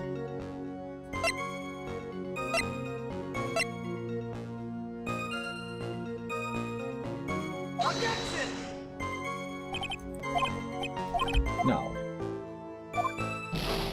Okay, the box maybe I was wrong. Yeah.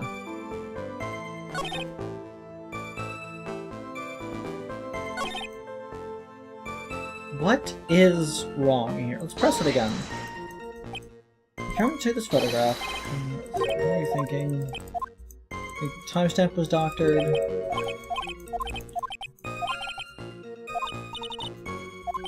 Yeah, I mean, the fact that there's no date on the photo makes me think it has to have been taken on a previous night. I'm just not sure how to prove that.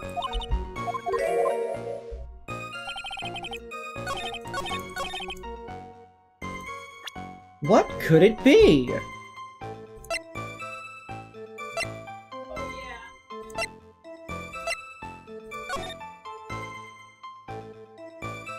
What proof? It's apparently not anything in this photo that actually proves it. Yeah, it's not the box either. So like there's the paint stain. Did he admit to stealing? Yes. Okay, Funsy Bunnies, to give you the rundown. There was a robbery of a like priceless artifact, by which I mean a worthless artifact. We went through an entire trial trying to prove our like person innocent and accuse this guy who we're looking at now, this guy, that he's the one who actually stole it. And at the end he was like, "Yep, I stole it. I was the thief. I did it." But in the process, we ended up, the alibi we used to prove our guy innocent put him at the scene of a murder that happened across town. And so now, we're trying to prove that this guy was also at the murder scene and not actually the thief, because he's trying to use the accusation that he is the thief as an alibi for murder. Because if he's proven guilty of grand larceny, he couldn't have been at the murder scene, when he clearly was the one who did the murder. Unfortunately, we can't use his nose as evidence. We cannot use noses as evidence, unfortunately. The nose does not nose. So, something here had to prove that he did this. It said that the camera went off once around 1 a.m. on the night of the crime. It states that it happened on the night of the crime, so something else must be the issue here. Oh, okay, well, So this alibi's false, it has to be, or he couldn't have killed Mr. Bliss. There was something somebody said earlier. Somebody said something earlier.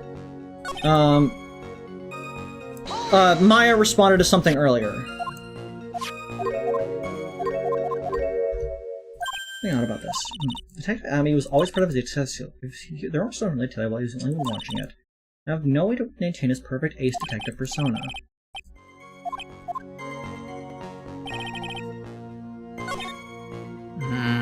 I had more than enough time to prepare. It was a pathetically easy job.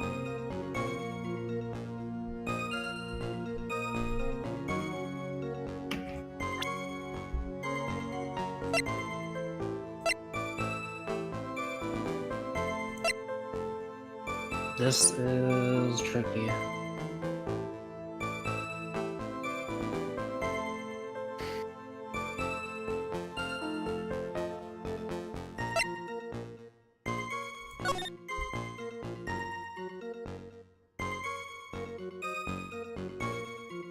Also, this red diamond obviously implicates the blackmail letter was for him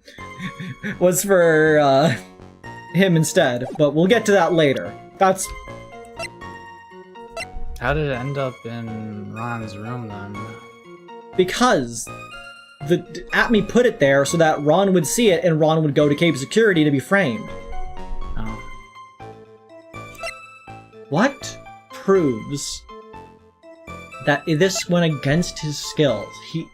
It was pathetically easy.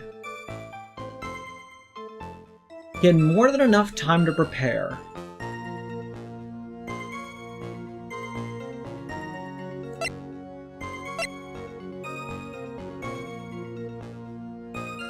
What about...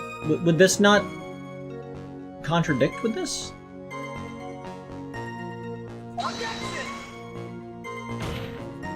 No.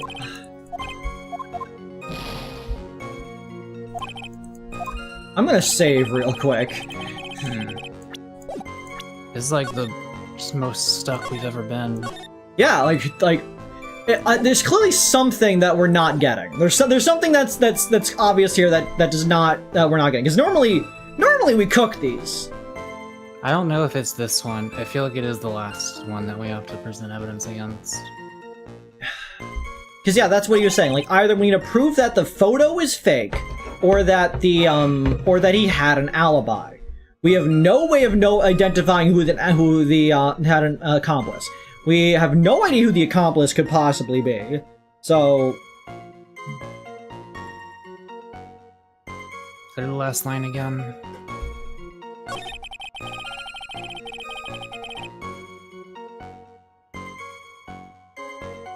Yeah, and it does say that. Hang on, look, go to the evidence again.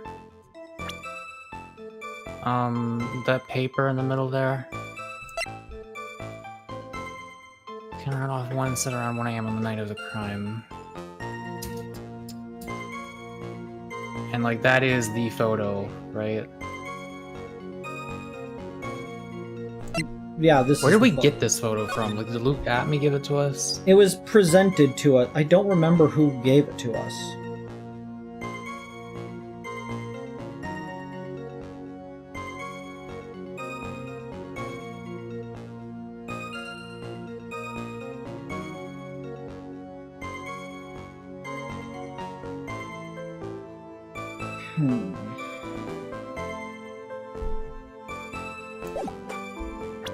I really thought I was onto something with the whole, like, he staged the photo a previous day thing. Yeah, and I still like that. And it couldn't be the statue as evidence? How far are we into the trial? I'd say about 2/3 if I'm, like, estimating this correctly. Maybe.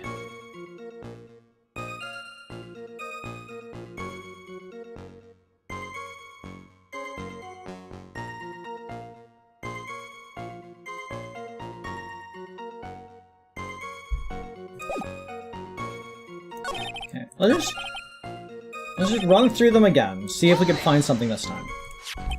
Photograph proof correct, indeed it is. And this man wearing photos.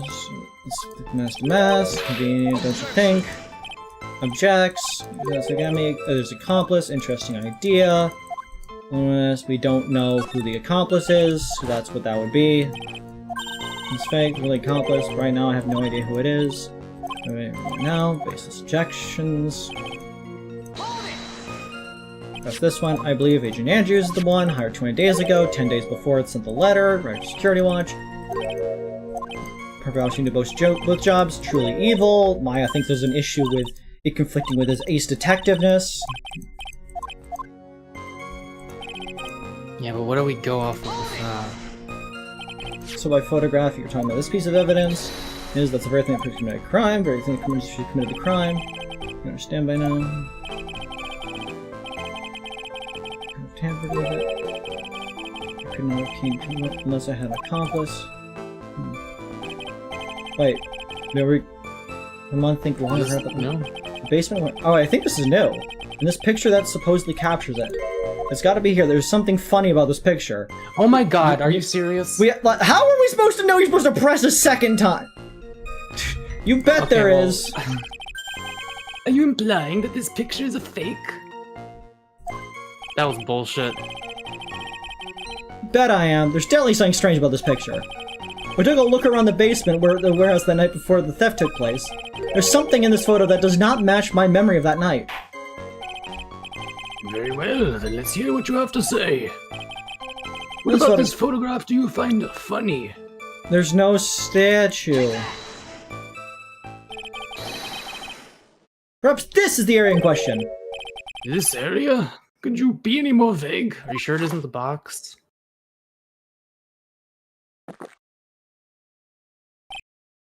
Huh. Today's Java has a little extra kick to it.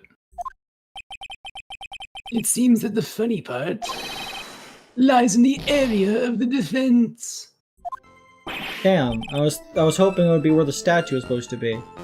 Ouch, I think I better... I mean, there's clearly no paint on the box. It's gotta be that. I think that you're thinking too much about the box, Mako. I think you gotta get your mind out of the box.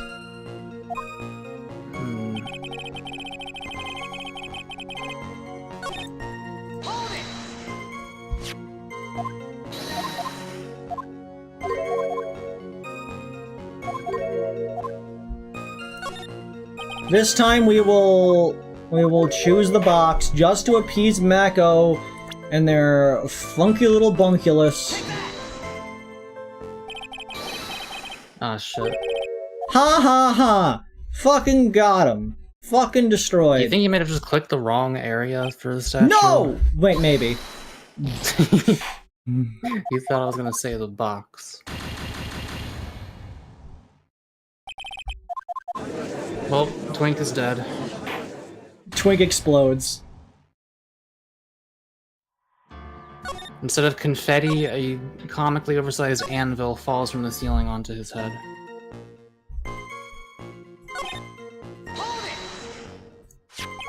The twink fucking dies. Objection!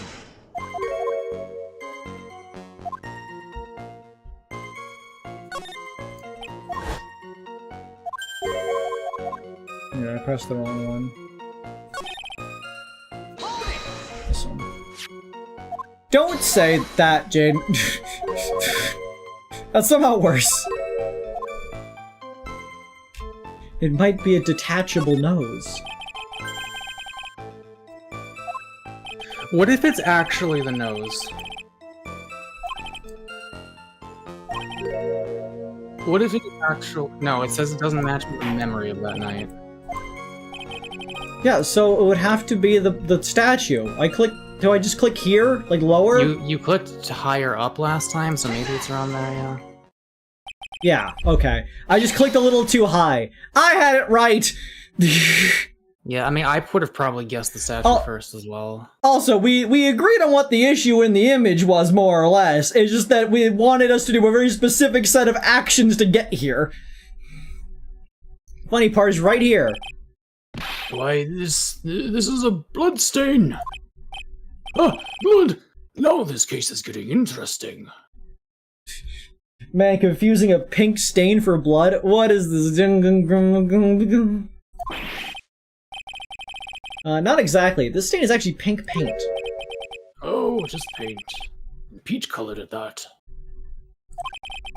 From blood to peaches, the judge sure loves going on his wild tangents. The problem with the photograph is not the paint. The problem is when you consider the layout of the basement warehouse. Turns out something that should be there is nowhere to be seen. Well, Mr. Wright, what is supposed to be in this picture instead of the paint stains? This. The supervisor of the treasure exhibit stated the following. Well, it's a good reason for how the sales were trying to run in. That close statue has to arrive from the other. I mean, the statue with the mirror says you understand. That's why I put everything on. I myself was there the night the theft took place, and saw the statue in that spot. If this picture was truly taken on that night, then the statue should have been there. Objection! But when I went there the day after the theft, the statue of the old bag was sitting in the corner. Perhaps it was somehow pushed there accidentally. Your Honor, the statue is slightly larger than yourself and quite heavy. It would have been more than an accidental push to move at that distance. Huh. In that case, can you prove it? You give us the rhyme and reason as to why that statue was moved that night. Can you do it, Nick? Never mind who moved it. The real question is, why did they move it? Well, Mr. Wright, I hope you are prepared with your answer. Now then, who was the one that moved the golden statue on the night of the crime? Let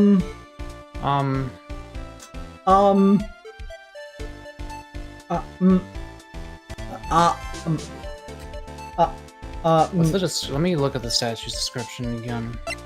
Carried in the basement warehouse on the day of the crime, moved again that night. Like, if we think back to the room, it was like slid over to the side where all those boxes were.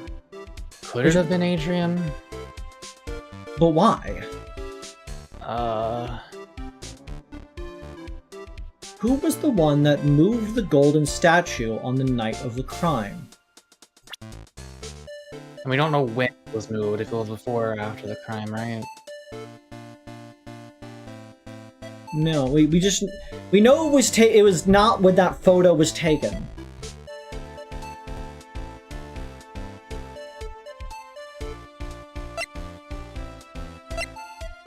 I mean, like,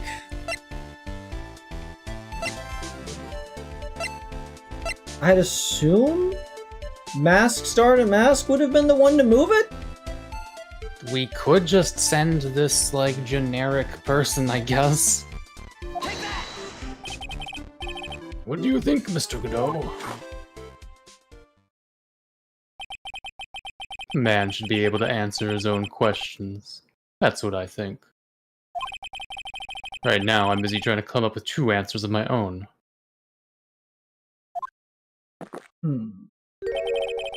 Why is coffee black? And why is it bitter? Mr. Wright, to put it simply, you've messed up. What are you doing, Nick? You need to rethink why that statue was moved. The thing about when everyone chews me out is that it gives me time to think.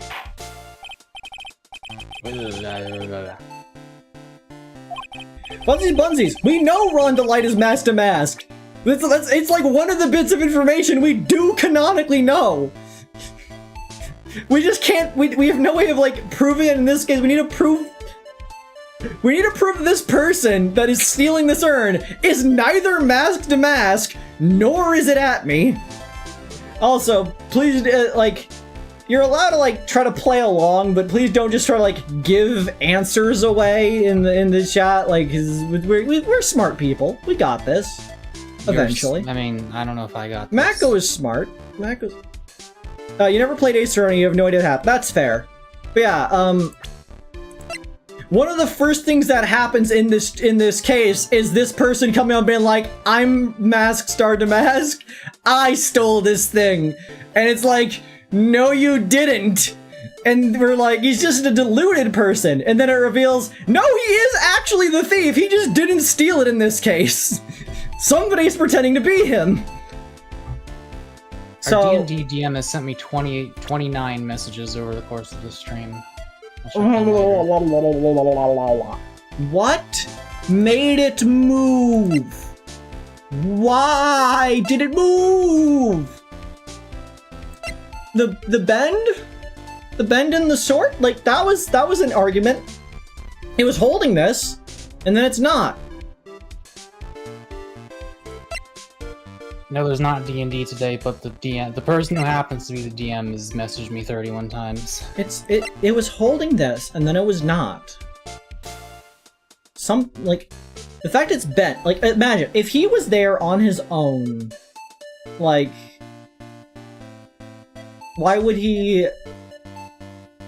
Maybe he hit the statue with the sword, and that's what bent the sword. Yeah. No, you wouldn't put the sword, you would put him. He's asking who. Yes, but that proves Abney was there! Oh, true. We're trying to prove Abney wasn't there! And this is like the most complicated, like, section we've done yet! We've been trying to just figure out this malarkey.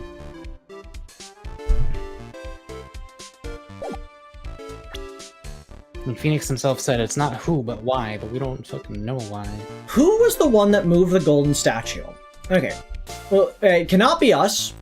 Can't be any of these 4 people. Wouldn't be you. Already know it's not you. You wouldn't move it because you intentionally were covering up the paint in the first place. You were not there, you were not there, you were not there. The only people who could have moved it are these 3 people, hypothetically. We cannot prove it's this one. We're trying to prove it's not this one. Are we sure it wasn't Adrian? Why would she have moved it? I'm trying to think about the timeline here.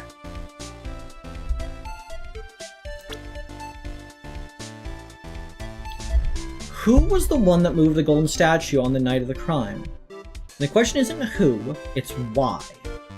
Why was the statue moved? Why did the statue have to be moved? Because that's like always the thing that the game tries to get you to like. Don't think of why something happened, think of why it had to happen. Why did the statue have to be moved? Was it in the way of the box, or was the box somewhere else other than... Like, she didn't just leave it on the floor at the time, did she? Did she?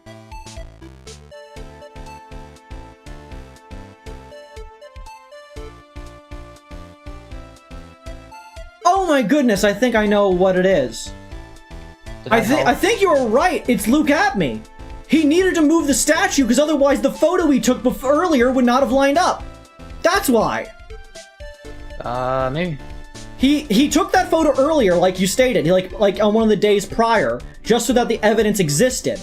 But because he knew that statue was moved there during the day, like, he had to make sure the statue was moved out of the way so that it made sense when the photo said at 1 a.m. it was not there anymore. Yeah.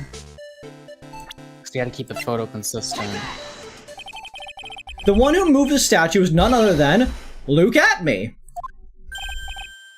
Come now, Sir Lawyer. There you go again on one of your strange delusions. Mr. Wright, what basis do you have for your strange delusions? They're strange and deluded, I'll let you know. Streamer reward the cat boy. I guess we can reward the cat boy. I don't know what for, but I guess we're doing this. I put the idea in your head. Wait, did I? I don't know. I don't think I actually did. I don't think you did either. Okay, web page running a bit slow. Authorize.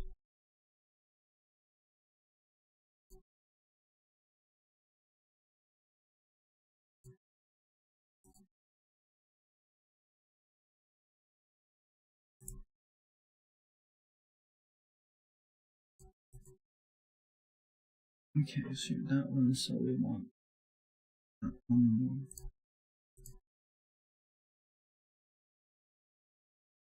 We've been watching Better Call Saul. We've seen the first 4 episodes. Really, really good show so far. We're enjoying our legal drama. There we go. Catboy rewarded. Anyways, yeah, Better Call Saul is very entertaining so far. It's very simple. I like the ominous trash can they showed in that one episode. The ominous trash can. The witness was the only one in the basement warehouse that night. That is indeed very simple. However, why would I want to move a heavy golden statue? The reason for moving the golden statue, here's where our battle really begins. I've been having a struggle so far, Phoenix. Don't tell me that is gonna get harder. Well, Mr. Wright, what reason did the witness have to move that statue? The reason we found here in this photograph. Look at me. You pretended to be masked Pentacle DeMasque to create an alibi by showing you were at Lordly Taylor that night. But this photograph contains a single, fatal flaw. If the statue had been there, your lie would have been exposed like cheap film at a drugstore. That is why you had to move the statue. A single fatal flaw. Phoenix Wright and Mr. Atme divorce time. Interesting theory. Please enlighten us. Just where in this picture does in this picture does this lie exist? This stain. Yeah, the same place. What is Wait. the lie?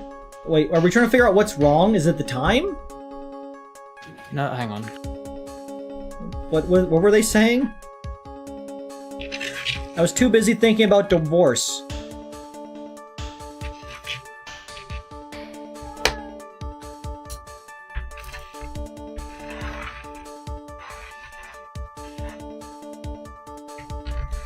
I'm back. Wait, is it finally time for Mako's theory about the fact the box has no stains on it? Is it? What's the logic there?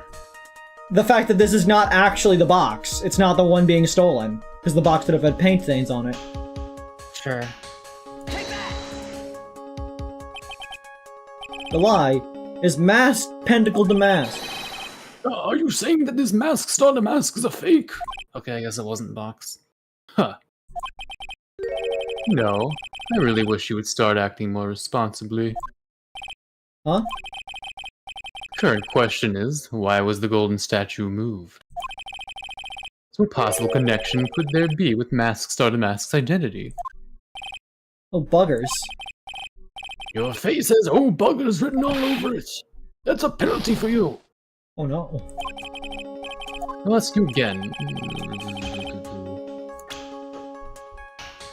I'm gonna assume the time.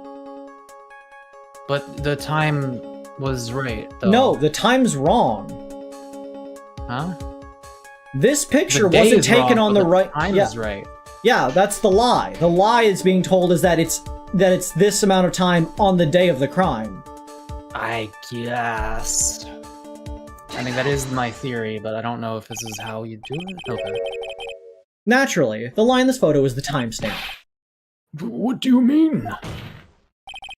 I'll tell you exactly what I mean. On the night in question, Luke Alley went to cave security and murdered Kane Bullard. Therefore, it's obvious. It would have been impossible for him to have been at Lordly Taylor at this time.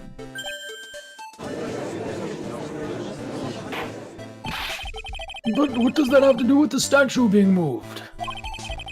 Remember, if you will, Your Honor, when was the statue placed beside the warehouse door? Well... The statue was taken down to the warehouse on the day of the crime. And it was placed there in order to cover up the paint. Exactly. Luke Almy had already decided on the time he was going to kill the victim. And so, in order to create an alibi for that time, he took this picture days before the murder took place. What the... Of course, the statue hadn't been brought down into the basement warehouse yet. So, on the day of the crime, Mr. Almy must have been quite nervous. As nervous as a long-tailed cat in a rocking chair factory, so to speak. We have a cat who has no feeling in her tail. Why? Because something that wasn't supposed to be there had been brought down and placed where it wasn't supposed to be. And that is why Luke Atmey had to move the statue on the night of the murder. He did it to make the room match the way it had been in the photo. Sad? Not really. She's a busted up old lady who's been living out in the streets for a while. She's missing half her ear, but we brought her in to give her a good life. So, you know, she's already, like, greedy as hell when it comes to the food. She and this other cat, who was also a stray, whenever they eat out of the same bowl, they take turns taking their paw and, like, dragging the bowl over to their face, and then the other one drags it back over to their face, and they just keep doing it over and over, and they take a bite each time. Cats are frickin' weird. I don't believe in them. Order! Mr. Atmey, is this true? Sweet potato pie. One moment, Your Honor. Have you forgotten this? Ooh, what's that? The data for the basement warehouse computer. According to this, the camera did indeed go off on the night of the crime. It's true the camera had been set up by Lordly Taylor staff. However, the program used to manage the data was yours. That alone would have allowed you to tamper with the data.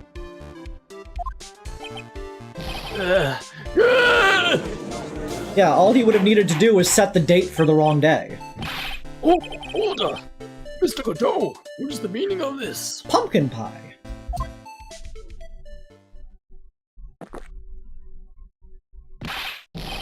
Godot, I warned you about making me wait. Now put that coffee down. My 11th cup.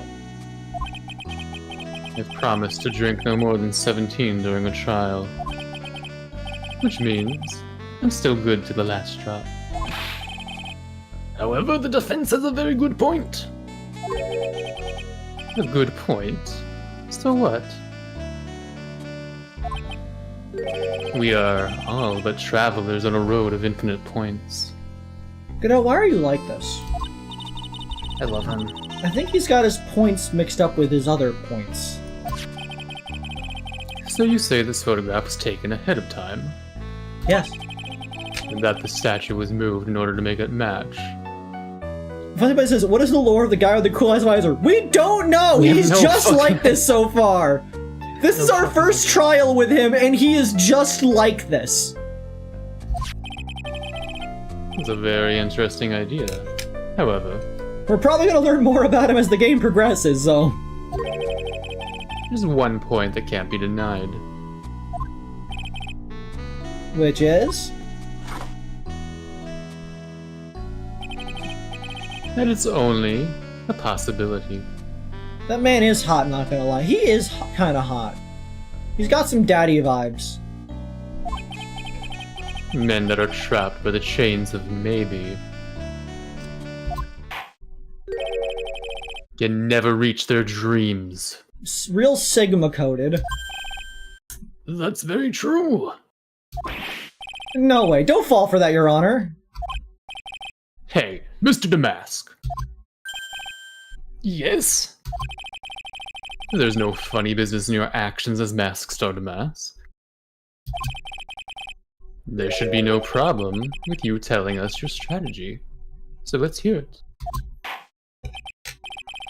Yes, please provide this court with your testimony. About your plan to steal the sacred urn. Is he actually Spanish, or does he just like saying amigo? He's probably Spanish. He's got the skin tone for it. Yeah, I'm not trying that accent. You don't know how to roll an R, so you would not even attempt. If I was doing his voice, I would roll every single R. The Sacred Urn Heist. I first received the request from Lord Taylor about 20 days ago. The urn was placed in a box in Zvari. It was then sent to the warehouse. Hence, I was actually unable to see the urn for myself until the day of the crime. I knew it was an extremely valuable treasure, so I sent my card 10 days beforehand. But it wasn't. It was worthless. Well, there's the thing, you know. I then handled security by myself to ensure that my crime would go smoothly. At last, I held the urn in my hands for the first time at 1 a.m. on October 12th. That's pretty much all the stuff we've heard before, isn't it? Yeah, but we'll find the truth hidden in the nuggets of new information he gave. Witness, you're sure there are no mistakes this time? Zvari. Zvari. Very well then. Mr. Wright, you may begin your cross-examination. You okay?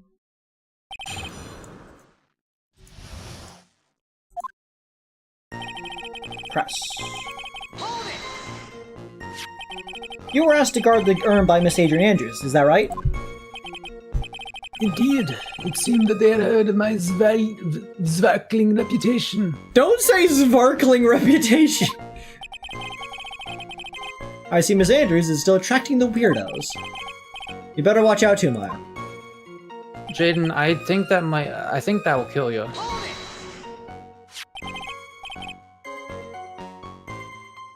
Chat, if you had to drink an entire bathtub, parentheses, traditional porcelain image of bathtub of coffee in a single day for $1 million, would you take it? I mean, I'd attempt it. I would fucking search on Psychonaut Wiki. I'm sure they have a caffeine page to see what the overdose is. Like, that would probably, like, unless it was decaf, like... If it was decaf, then sure. Yeah, like, I would definitely go decaf on that one. Like, although, no, you can actually die from having, like, taking too much water, and coffee has H2O and somewhere in there, I'm sure. So, I think that will kill you. Yeah, but it's also a diuretic, meaning if you piss fast enough, you'll be fine. I don't know. I think that might kill you. You'll just chug the coffee in and piss out the other end in a perfect cycle of motion. That just seems like I think it'll kill you. I don't know. Sounds like the weakness of people with organs. Anyways, you mean this box? Yes, that pathetic box. Lady Andrews was especially taken with that urn. And she wouldn't let anyone into the storeroom, not even me. Huh, interesting new tidbit.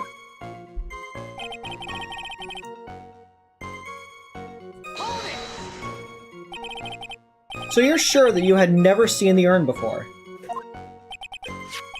Indeed. You may ask Lady Andrews to confirm for yourself. It was advertised, though.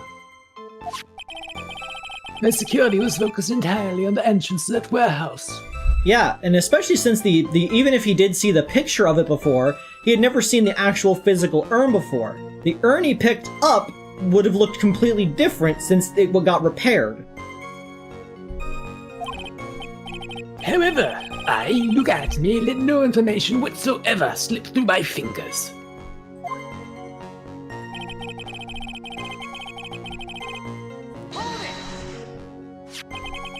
You mean this calling card? Oh, I did not. I did not do that. Actually, let's save anyways. We're low in HP.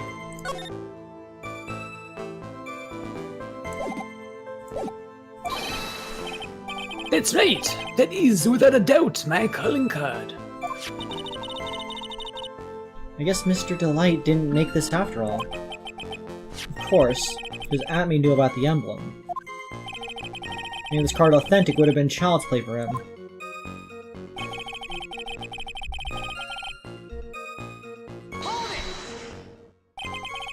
Then no one entered the basement warehouse.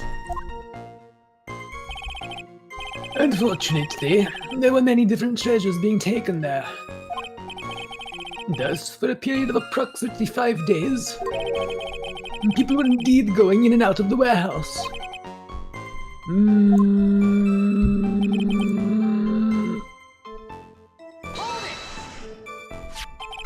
And this is the photo that proves that, huh? Indeed. To be honest, even if a photo was taken, I didn't think it would matter terribly much. Hey Nick, if this photo was a fake, Detective Atme might have stolen the urn whenever this was taken. That's true. No, he's been saying that he never saw the urn until that night. We can prove he's lying there. We can wrap this up and put a bow on it. Let me take a good look, or the hard look at the court record. There's a lot to go on, is there? Detective's been covering his tracks. There's only one thing we need to prove in this cross-examination. Now, we took this photo well before the night of the crime. Right then, how do we do that? There's one thing that Atme stated very clearly. He had never seen the urn before he stole it. We need to prove that he's lying. Yeah, it's just the advertisement.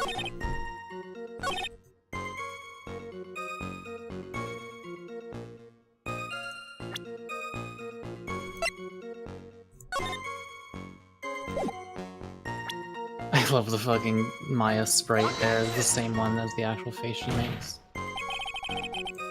Okay. Oh wait, really? You like just saved, right? Yeah. Ron does have some hips. Ron has very grabbable hips. You need to have powerful hips to support a massive...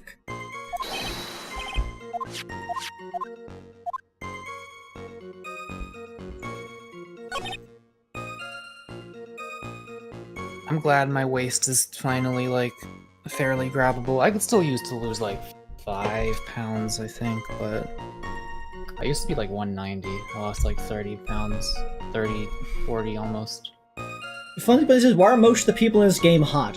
Everyone in this game is either really hot or really ugly. There is no in-between. Yeah. Like, well, I mean, there's just a lot of people that are, like, standard looking. Like, I mean, I guess there's a few... There's I don't know, Magpie has a cuteness that some people are into. Like, some people are pretty okay, but, like, Rhonda Light's adorable. Like, Adrian Andrews and Desiree are obviously attractive. Larry Butts is a freak. Godot's hot. Kane Bullard's not. I'd say Larry is, like, standard looking for a guy. I guess he's standard enough. I held the urn in my hands for the first time at 1 AM on October 12th. Can we prove this is false?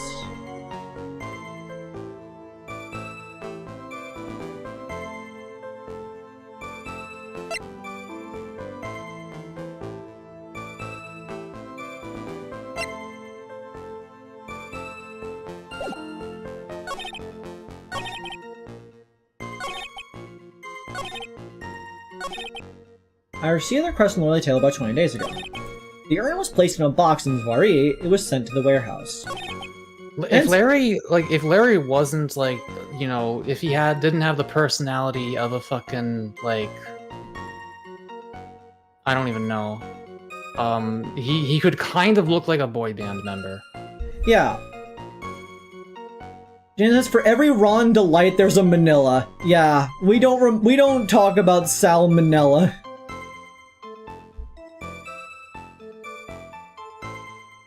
And I'm sure people are into at-me. People are into Spamton, and they look basically the same, so... Okay. I was unable to but actually... Spamton, like, actually has a better personality than him, if you can believe that. I was actually unable to see the urn for myself until the day of the crime. I knew it was extremely valuable treasure, so I sent my card 10 days beforehand. I handled security by myself to ensure that the thing would go smoothly. At last, I held the urn in my hands for the first time on October 1st. No, he does not. Well, Luke Atme is a murderer, probably. So, that by default makes Spamton a nicer person. I was unable to see the urn for myself until the day of the crime.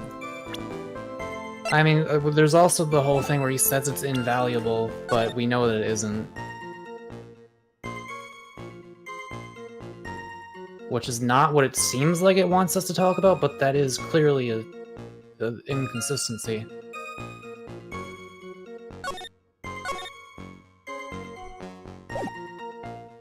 Yeah, we're trying to prove that he did not see, because that's the thing he's most clearly stating here, that he did not see it before. And we know the issue is that if he did not see it, how would he know what he's looking for? Because it looks different. Actually, doesn't Spamton, like, try to steal your flesh or something? Maybe he's not that much better. He tries to steal your soul. Oh. Because he thinks that together he will be able to reach heaven. He just needs your soul. I'm bored. Y'all want to talk about FNAF lore in chat? Oh god. Yeah, you guys are free to talk about FNAF lore. I heard a new FNAF game came out.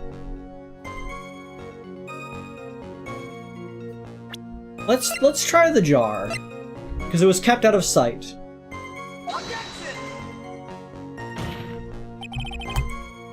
Okay, that was not it.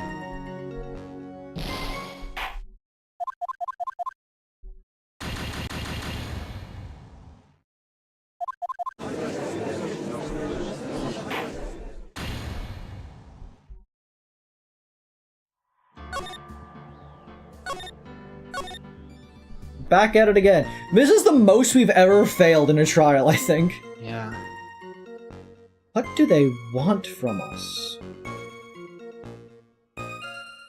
Is there anything that proves that it's not valuable that we can use in the evidence?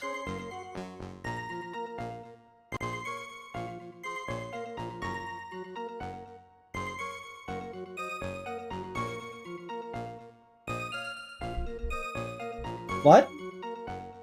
Because he says that it was valuable, but we know that it wasn't. Let's see. That doesn't say anything valuable.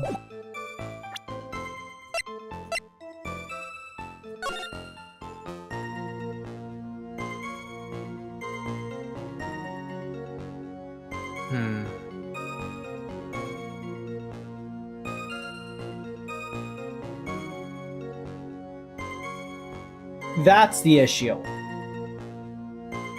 The speckled urn. If he's never seen it before, how would he know how to describe it in his calling card prior to that?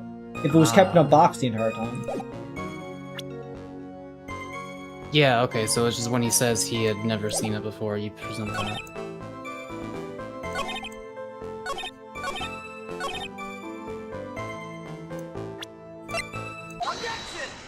There we go. Always sounds good when you hear the audio cut out. Mr. Atme, if you really are Mask Pentacle DeMasque, then you also wrote this calling card, correct? But of course. Is there a problem with that calling card? Allow me to read a passage from the calling card that Mask Pentacle DeMasque had written. Take good care of the speckled urn. Now, the speckled here surely refers to this pink pattern on the sacred urn. Yes, that is true. But so what? Truth be told, there's no way that Mask Pentacle DeMasque could have known about this pattern. What do you mean? This pink spotted pattern in the urn is actually nothing more than paint stains. Paint stains? These stains did not appear until after the urn had been taken to Lordly Taylor. At this point, we could actually narrow down 4 possible days in which he had done this, because it said that the drop occurred 14 days ago, and the calling card arrived 10 days ago, meaning sometime between the 14 days and 10 days ago is when it happened.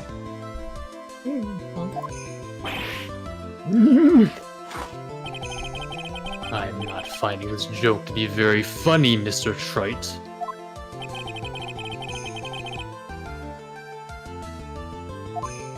Oh, I didn't even read the thing. Do you know what that said? The day that sacred urn was taken to the warehouse. The urn was broken due to human error, or should I say, an error-prone human. Adrian Andrews is great. And that's when the pink paint got on the urn. You can't be serious. And yet, this calling card clearly mentions the paint pattern. Which means Detective Abney had seen this urn long before the crime ever took place. In fact, he saw it when this fake photo was taken. And because this photo was a fake, your alibi for the night of the murder no longer holds water.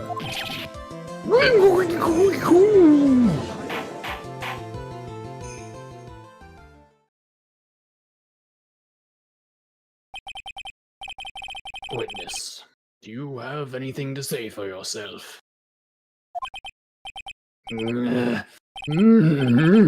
Alright, that did it. He's broken.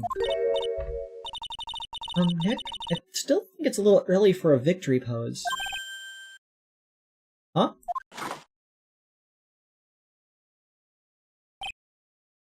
Huh. It's so sad. No one has any conviction these days. Conviction, you say? Yesterday, we all decided unanimously that this man was Masked Star DeMasque. But now we're calling him a murderer. You don't think we're being a tad fickle? That's a good point. No way! Don't fall for that too, Your Honor! You say that Luke Atney was the one who killed Kane Bullard? Then let me ask you this. Why would he do that? Because... We haven't gotten there yet. Because he's being blackmailed. Oh. Right. An excellent point. Motive, Mr. Wright, motive. Might you my merry murderer's motive manifest? Nick, he's getting his second wind! He's gonna be able to do another action! He prepared an alibi and pinned his crime on Ron DeLite, as you say. He must have had a very strong motive for murder. The only one with any motive we've seen is Ron DeLite. Isn't that right, detective? Indeed. According to my own research, the boy's motive is clear. Creed, do I have your blessing to marry Godot? Yeah, feel free. Without a motive, it's nearly impossible to prove guilt in a murder case. Not really. You Not don't really. always need motive. And like, The evidence is overwhelming. yeah, and like an intentional like killing and that kind of such, you can. That's like murder means, and I forgot what the Wild other. Why did I forget the other word? What was that? The strangest dreams. Yeah, it's because it's motive, means, and why is the third part of it?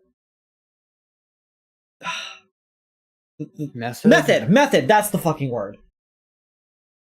Motive, means, and method.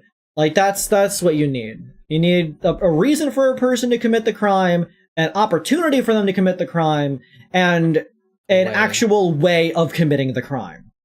And then you have the three. But that only really applies to, like, intentional killings. Accidental, arguably crimes of passion could be, seemingly motiveless, that kind of such. Like, there are ways to commit a murder without it being motivated.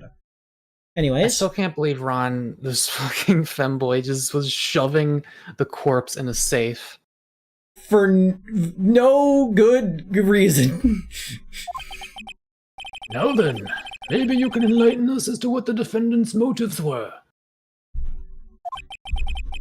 I'd be honored to, Sir Old-Timer. Doing everything they can to make Ron look sus. Despite our lack of hard information, this may be our only chance. Among us, there might be a killer. Motive for murder. Look at me, had no points of contact with the victim whatsoever. Kane Bullet decided to investigate Masks on DeMasque and simply mistook who he was. It was Mr. Bullet who wrote the blackmail letter and sent it to Ron Delight. And it was again Mr. Bullet who harbored a grudge against Mr. Delight for his betrayal. Mr. Bullet's mistake was quite excusable. The defendant truly believes he was Masks on DeMasque. That is why Mr. Delight saw it fit to kill Kane Bullet. Truly a tragedy.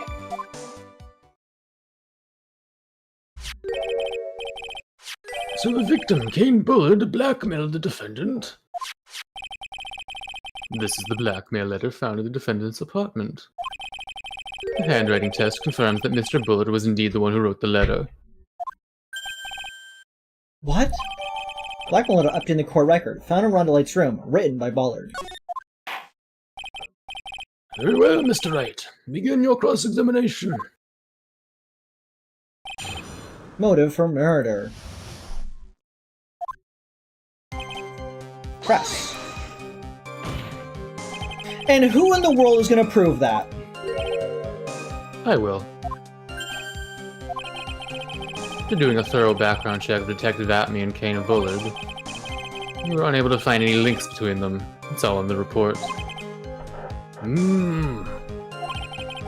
Perhaps they were connected through their work? They were both involved in security. Nope.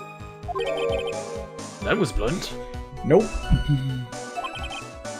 In any case, the only one with the motive was Mr. Delight. There's no way into the mountain. Nope.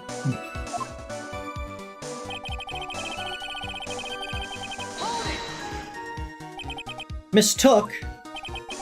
Is there a Mr. Took? Mistook, from the Old Norse mistaka, meaning to take an error. That wasn't what I meant. Just who did the victim mistake Masks on DeMasque to be? Why, the answer is obvious. Ron Delight, of course. Boy, I'd like to wipe that smug look off this guy's face. Leave for now. Stand to hear any more long-winded stories. I'll hold off from pressing further for now. It's fine, please continue your testimony. I was looking for one of his long-winded stories.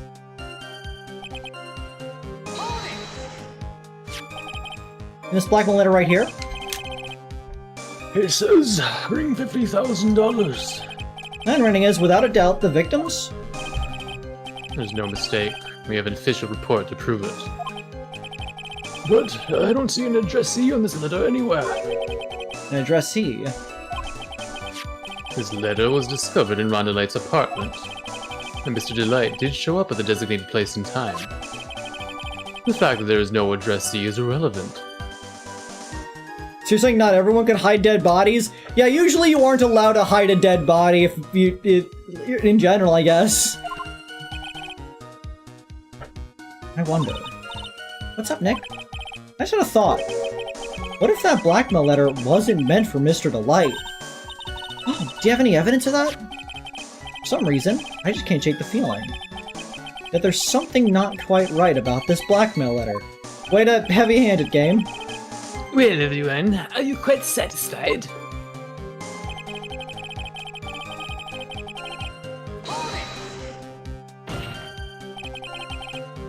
What do you mean by that? Oh my, I was certain you were already aware. Zvadi!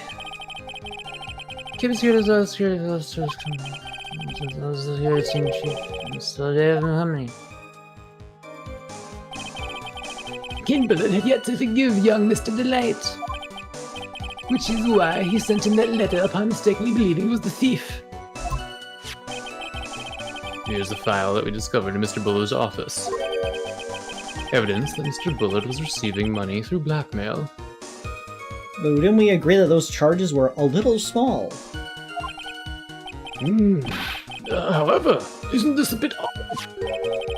Why did the defendant pay Mr. Bullard the money? Even though he wasn't actually Mask Star DeMasque. On that point, there was an unfortunate bit of chance.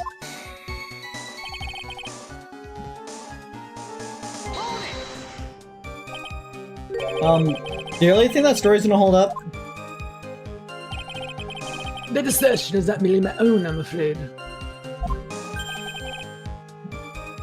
What do you mean? I have here a memo from Ron Delight's wife, Desiree Delight.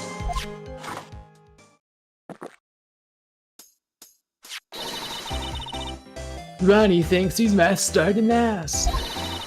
Don't you feel sorry for him? Please don't think too badly of him. Huh. Well, Mr. Trite? Are you trying to act like Miss Delight just now? I thought he was actually pretty convincing.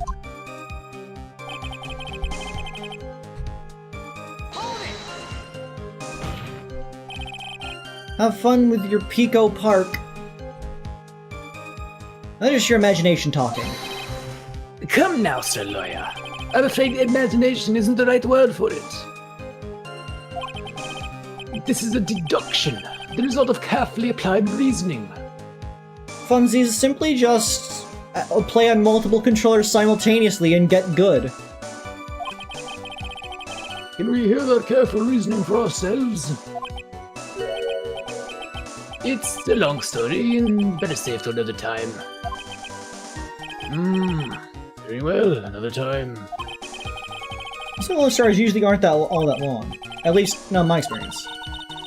Kinda should connect Detective Atme to Mr. Bullard, right? Yeah, that's right. Hopefully it won't require surgery either. In that case, you'll have to talk about the blackmail. That's true. The blackmail really intended for Ron. If you don't have enough information, you should press him for more testimony. Well, let's shake some contradictions loose that way.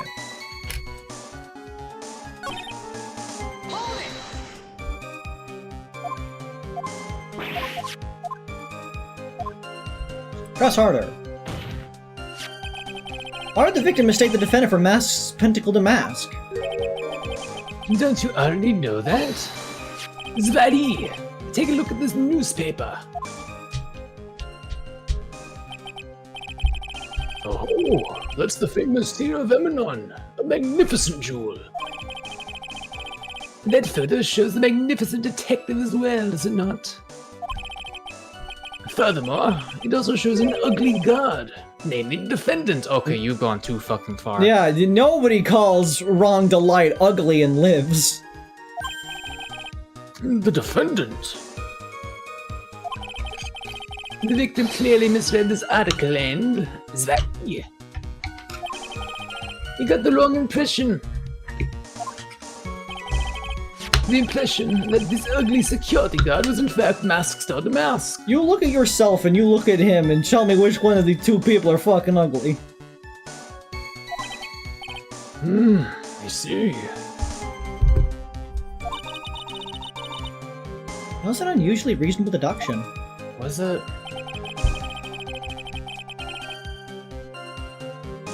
We have to present a thing to this, because it was not sent to Ron Delight. It's the actual letter, right? Yeah, because it was sent to Atme, because the red diamond.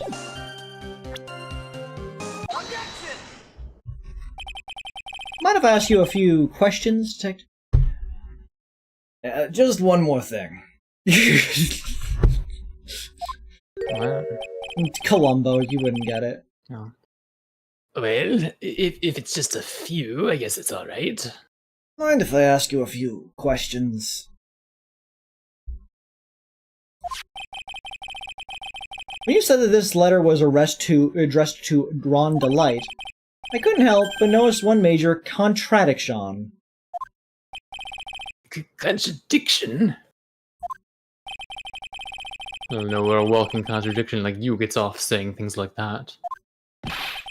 You're one to talk. times like these, men are made to express themselves with their fists. I will kick your ass! Why don't you show us what you've got there, Junior? Indeed, time to man up, Mr. Wright.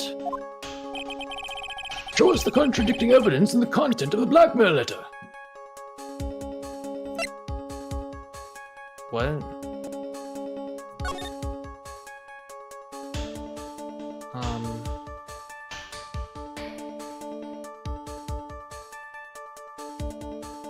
The red diamond would presumably be the, Yeah, but how... Did we just send it? I feel like no, but is it something? Was it something to do with the pricing? I don't know. Don't want your true identity revealed to the world. Come to the Cave security at 1 a.m. on October 12th and bring $50,000. If you don't, I'll take that red diamond you received the other day instead. What was in this? It's a lot less than the other things. That might be it. Like, these are all hundreds, then they get more and more expensive time goes on. Why would the latest one suddenly drop back down to $50,000? Maybe?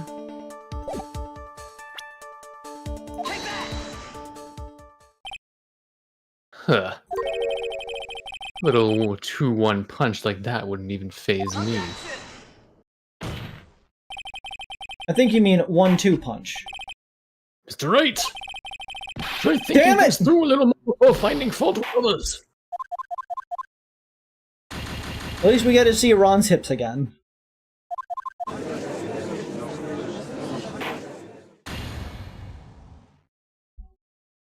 I was duped by the loss of music. Me too.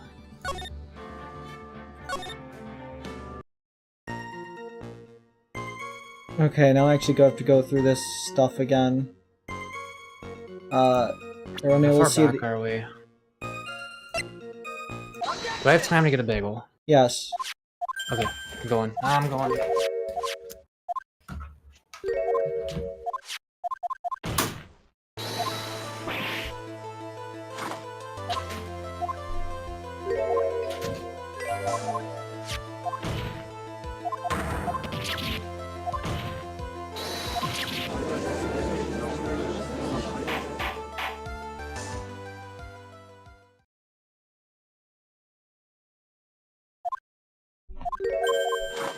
Skibbity on by.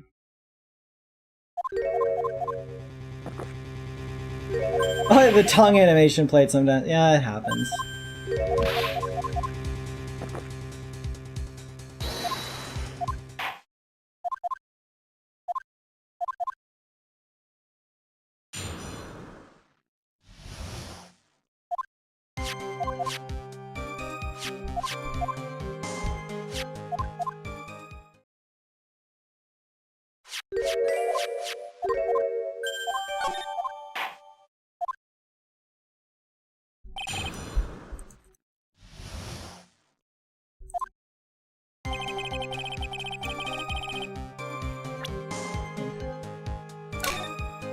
Should have saved the game earlier, but we'll save it now.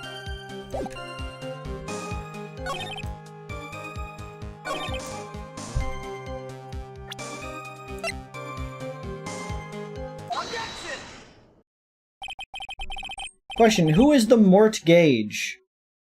Mort Gage is the deadly contract for which requires my regular sacrifice for the sake of safety from nature's harshities.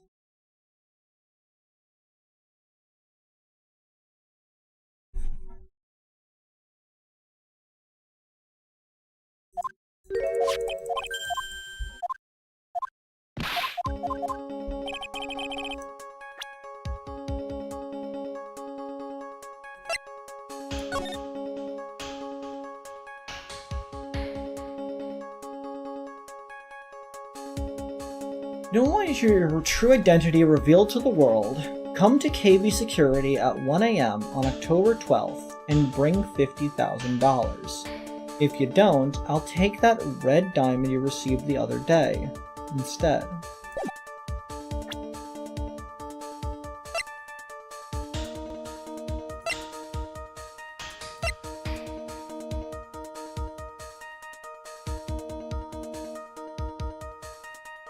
Oh, the other blackmail letters, maybe.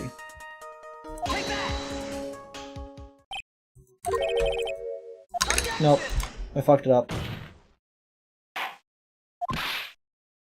God damn it. I don't like being at 1 HP. It makes it so much harder. I should have, like, saved earlier amounts of HP. I have to sit through this every time.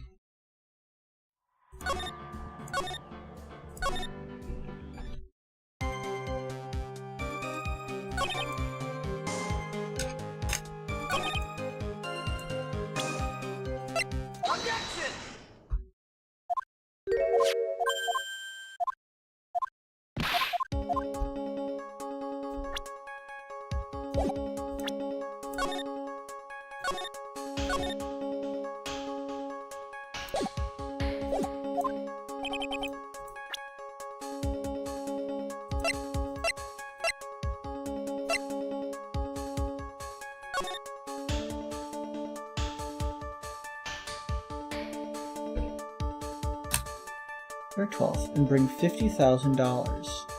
If you don't, I'll take that red diamond you received the other day instead.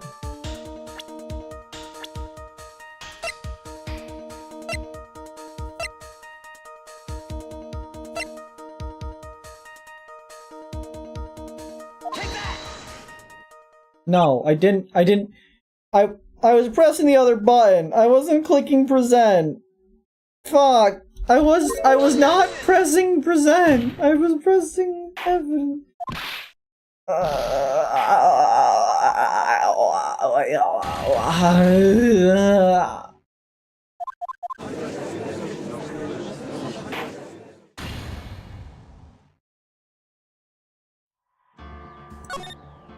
I'm going to implode.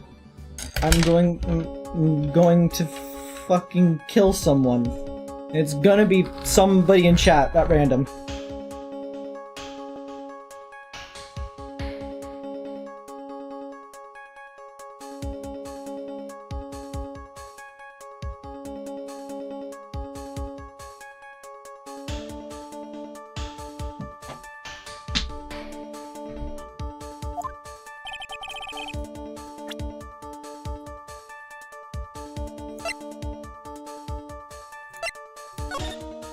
Blackmail letter. If you don't want your true identity revealed to the world, come to KB Security at 1 AM on October 12th and bring $50,000. If you don't, I'll take that red diamond you received the other day instead.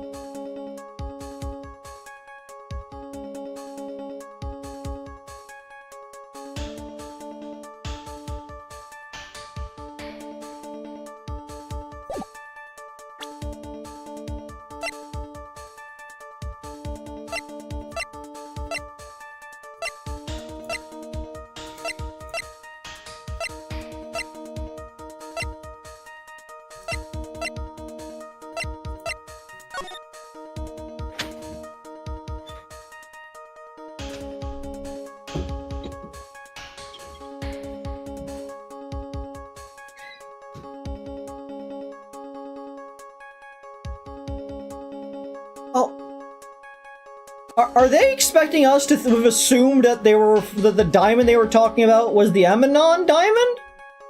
Which is a blue diamond? Is that what they want?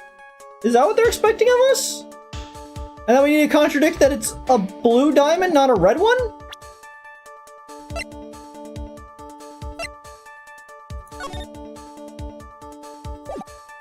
Fuck, we've tried so many at this point. Well, I guess we're expected to be a lot bit worse at colors. You know, I really expected the second trial of the third game to have assumed we understood how colors work, but I guess... I mean, Danganronpa 2 made us not have to understand what a pentagon is, but you know... or an octagon is. Yeah, it was an octagon. Yeah, it's just, geometry's a theoretical mathematic anyway. It's not real. It doesn't count. But now we need to wait for Muck. So, chat, how we doing? We all Gucci swag? We all having a great time?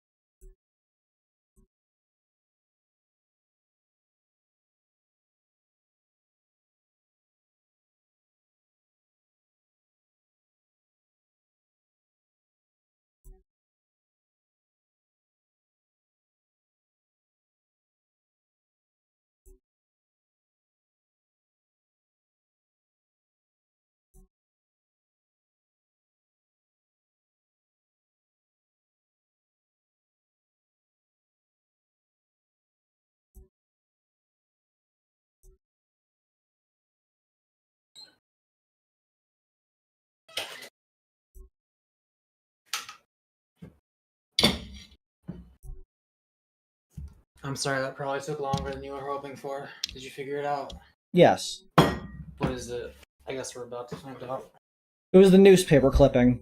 We're presuming that the issue is that they were expecting us to be colorblind. Huh?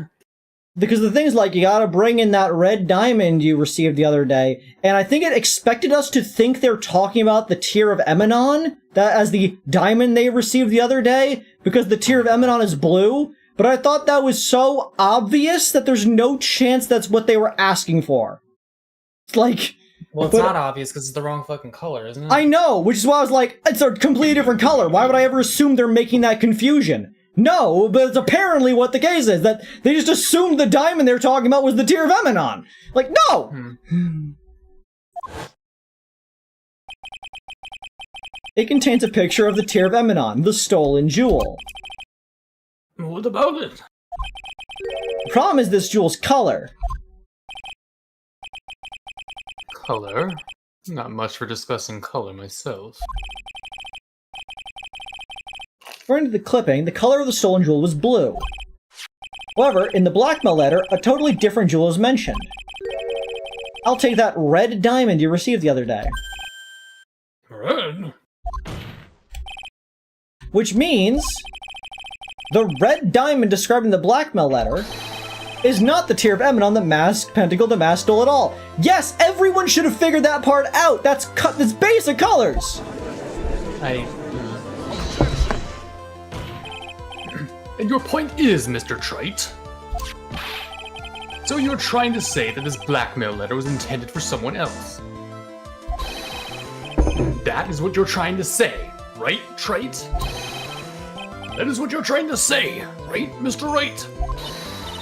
Well, that's what you're trying to say, right, Nick?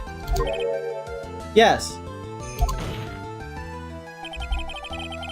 This is who Kane Bullard was actually blackmailing. Think about me.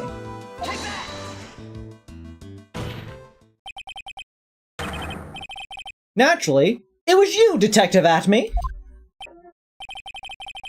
Do you have some sort of basis? The giant red diamond on your finger! You've been personally involved in every single Mask Pentacle DeMasque case. And in the last case, you recovered what was stolen. And received a jewel. As your reward. A jewel? Probably the one wrapped conspicuously around your finger. Conspicuously. That red diamond ring.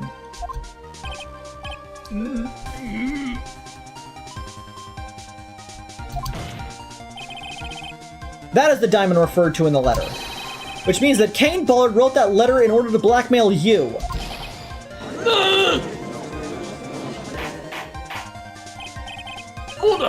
Order the court! Order,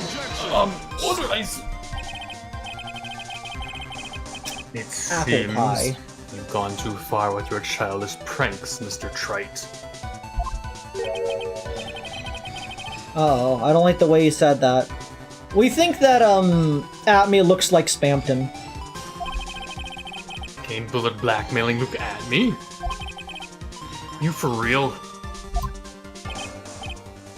Yes, I am. Nick, come on, stand up to him! Then answer me this. The blackmail letter contains the following passage. If you don't want your identity revealed to the world. Yes, it certainly does.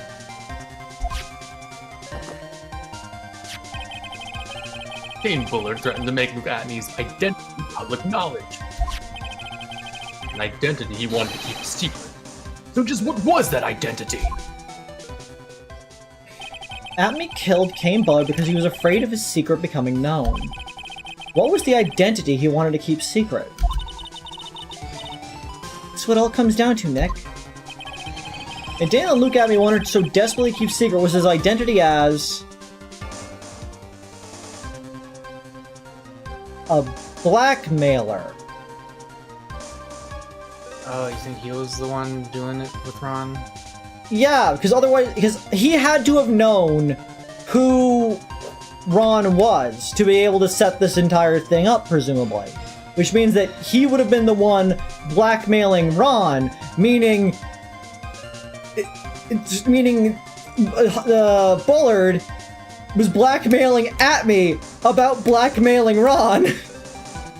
I think. Look at me. Was a blackmailer. Objection! Hey now, isn't that a little different from what you've been saying? You said that Cane Bullard was the one blackmailing Luke Atme.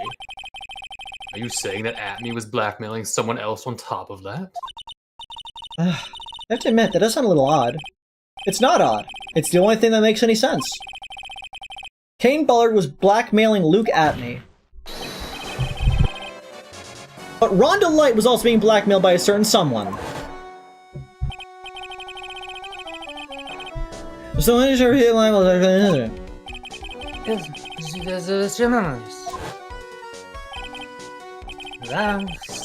Plans them out. Steve plans is a very kind person. Incredibly detailed. Detailed plans. In which case, that would mean that the light was actually Masked or DeMasque.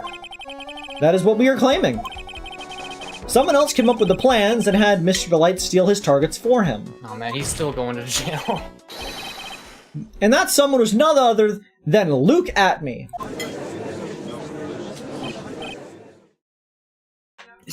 Silence! Now I see. It's all becoming clear. What is? When you were in grade school, you received the same report card every year.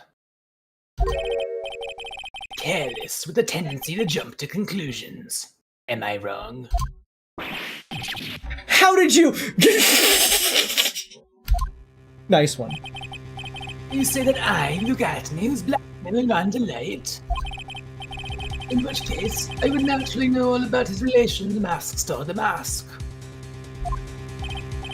Well, yes. Rhonda Light started receiving plans from his second crime onward, correct? Which means, I learned of his identity when he committed that first crime. Good point. You certainly couldn't have blackmailed him otherwise.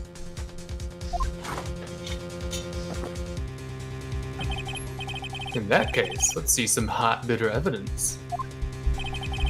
During the first crime, how did Luke Atme know that Rhonda Light was Masked Star DeMasque? The newspaper?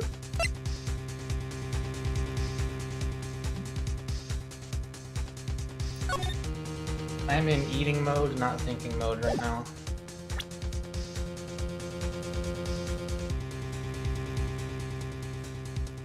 I'd assume it's the newspaper.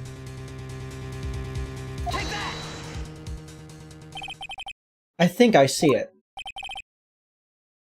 See what? When you were in grade school, you received the same report card every year. Gets into lots of mischief trying to be the center of attention. What do you mean? This newspaper clipping. It has a picture of you and Rhonda Light in his guard uniform. It seems that masked Pentacle DeMasque didn't just disappear into thin air. He just took off his outfit and hid it in a bucket. That sounds far too stupid to be true. Correct. With tricks like that, he couldn't fool a baby, let alone an ace detective. Yes, Funsies, her name is Mia.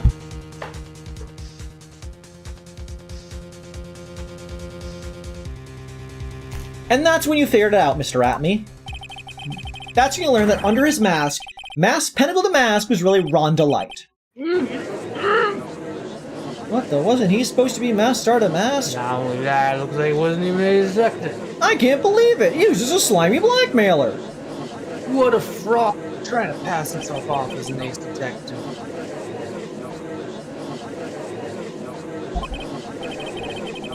Why, you! How dare you expose me like that? Well, I mean, I've never blackmailed anyone in my life.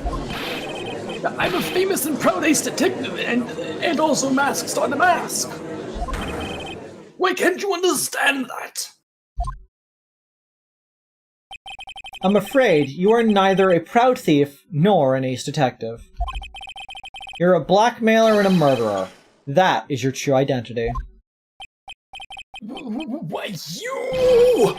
How dare you even try to imply that one is as smart as you're gonna have to front to yes, when I turn you get some of yourselves out the bread mouth, you're fools, I say. None of you can find her. Genius, you were just jealous. So go on, go and describe me, commemorate me. There's nothing greater than us to technically get all. It's enough to make me laugh.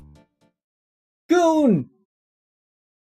Holy shit, my heart had to start racing faster to make the blood, like, float in my brain in order to keep up with that. Nice shot, Mako, thank you. It would seem we finally arrived at the real answer. That was quite a performance by Mr. Atme. Bailiff, please prepare a cell for Mr. Atme. Objection!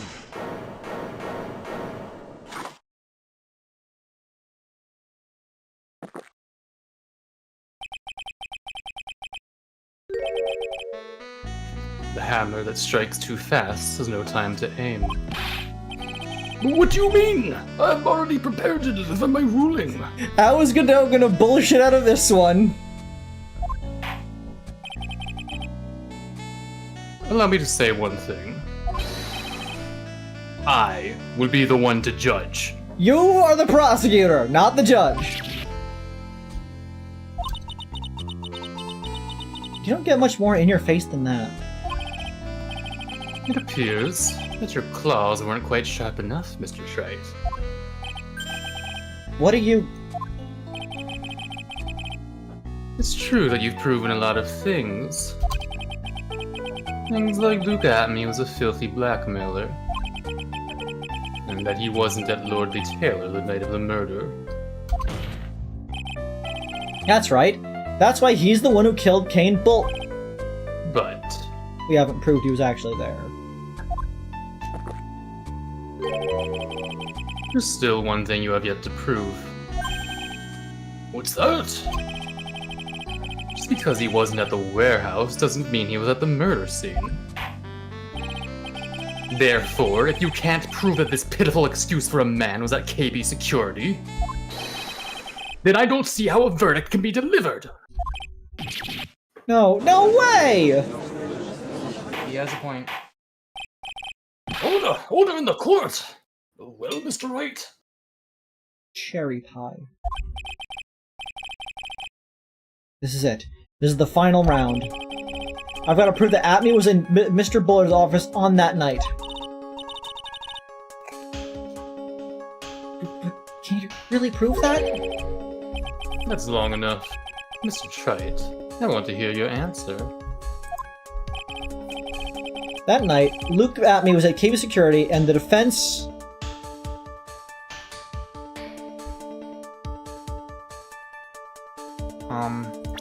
save real quick.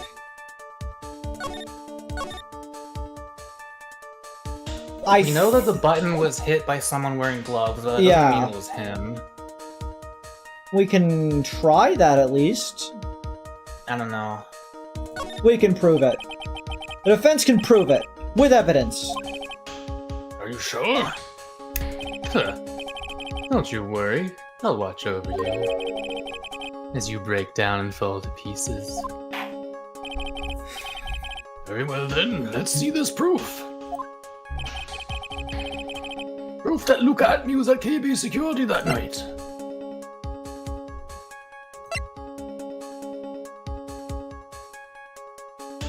I feel like there's no way, but you can try it.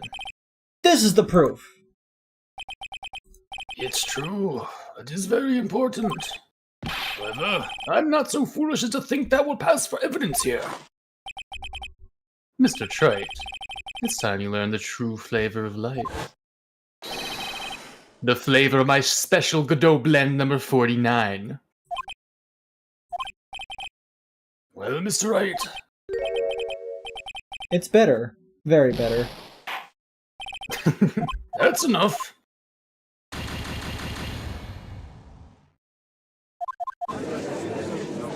Hips.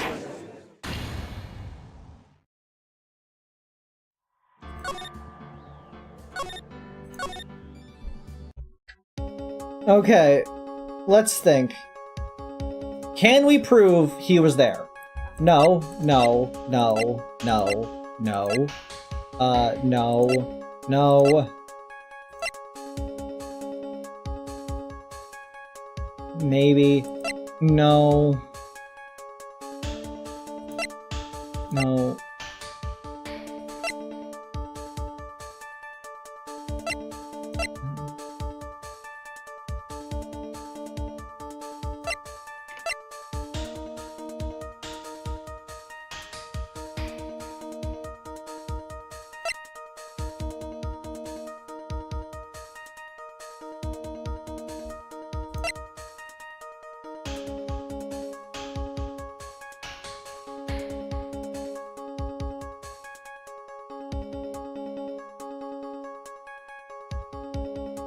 If he was hit in the head with this...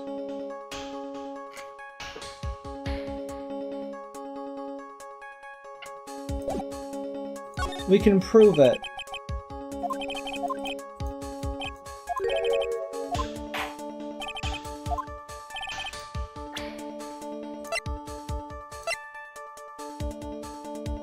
This? No. Backo, you're not helping! I'm wondering if we just don't have proof, but I mean, at that point, how would the case even proceed? So I don't know. We can give it a shot. You hate to see him go, but you love to watch him walk away, you know?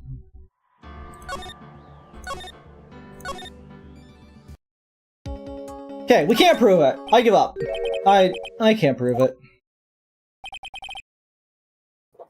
Just as I thought. But, if we hear more Detective Sammy testimony... Objection. Unfortunately, that's as far as you go, Mr. Trite. What do you mean? I won't allow for any more testimony. That's what I mean. I don't think you could do that. What? Have you forgotten? Who got me is here after we interrupted his own trial. And you have failed to prove that he committed the murder. I think it's time for this witness to return to his own trial. And face his guilty verdict as mask star DeMasque. Alright, so Godot is an asshole. He's not like... he's not doing the Miles Edgeworth thing where he's like, he wants to go along with it if it is like the truth. He's just like, no, fuck you. Yeah. No. Well now, Sir Lawyer, it seems that love wins out in the end after, I am the ace detective as well as Mask Star DeMasque. My verdict will verify that. Just as Randy Lights will verify that he is the true murderer. I declare that with the full force of my ace detectiveness.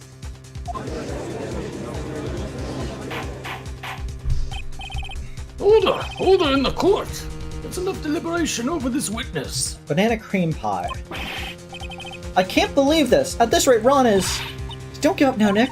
We still have tomorrow. We can look for more evidence and... By then it'll be too late. Well, why?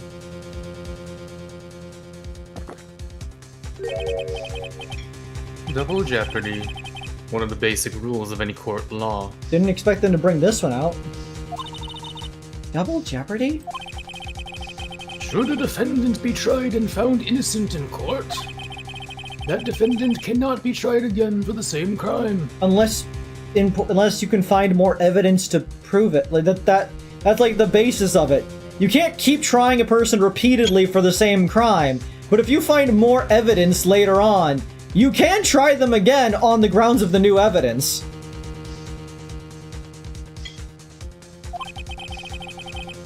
This is a fundamental rule of all courts.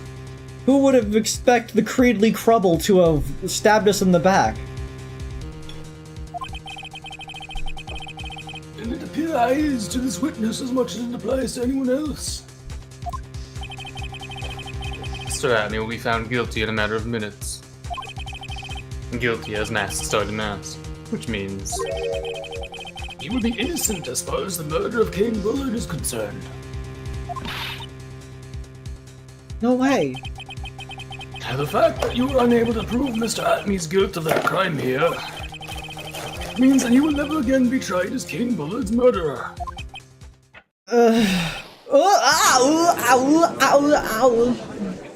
We have to save the swink. There's nothing I could possibly do to win. Even if Ron is proclaimed to be innocent, the real killer, Luke Atney, will go free. You have cross-examined every statement the witness has made here today. And as long as there is no more testimony, I'm afraid I have to declare that there will be no further questioning of this witness. Are there any objections?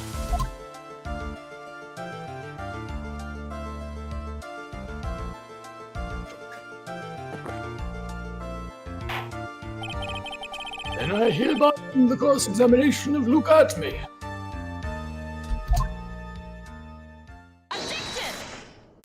I had a feeling Desiree was gonna come in. I think I see it. Your Honor, when you were a child, this is what was on your report card every year. Has poor hearing and often makes mistakes as a result. How did you?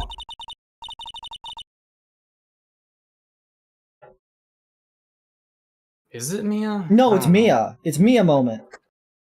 Phoenix, raise your head up high. Have you forgotten what I used to tell you?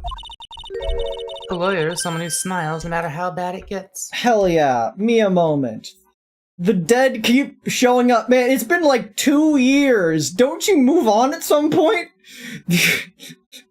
Like, you just, I guess it's nice to have, like, a person looking out for you, but at the same time, I think you might be haunted, Phoenix. That is not the implication, Jaden. That voice. No way. Man, Long I've time no missed see, those Phoenix. boobs.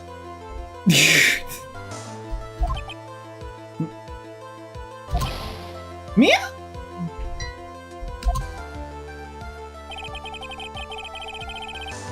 This is the true power of the Crane channeling technique. No, that's really Maya who's standing before me. Right now, she is my mentor, Mia Fey. Now, let's do it. But there's nothing more we can do, Mia. Not any more testimony, I can't cross-examine. Not yet. The testimony's not over yet. What do you mean? Your Honor, just now you said something very interesting. You have cross-examined every statement the witness has made here today. Yes, that's true, but... Unfortunately, Your Honor, you're forgetting something. Earlier, after the last cross-examination, this witness made a number of remarks. Yes,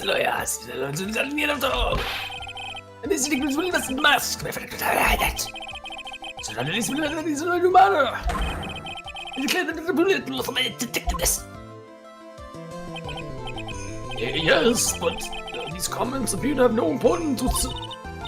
Very well. Then we shall prove their importance via cross-examination. We will cross-examine his gloating.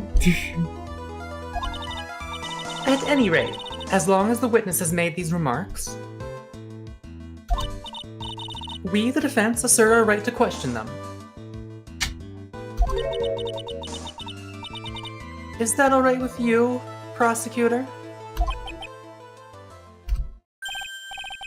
Is something the matter, Mr. Godot? Nothing. You seem surprised. Oh, Sir Lawyer, it looks like you're one step too late. If you think such falsehoods would do anything to me, look up! Let's hear it. Huh? It's true that the witness made some remarks. So then, let's hear this last bit of cross-examination. Mr. Godot, what are you... Very well then, Mr. Look at me. Like, I think he's an asshole, but he's curious, is the thing. I'm going to allow the defense to cross-examine your earlier remarks. The defense would like to hear why you declare the defendant to be the true murderer. So please, give us one last bit of testimony.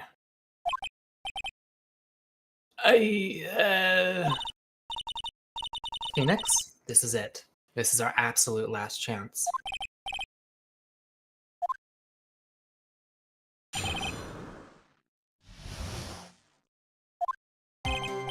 Indeed, it is true that I was not at Lordly Taylor.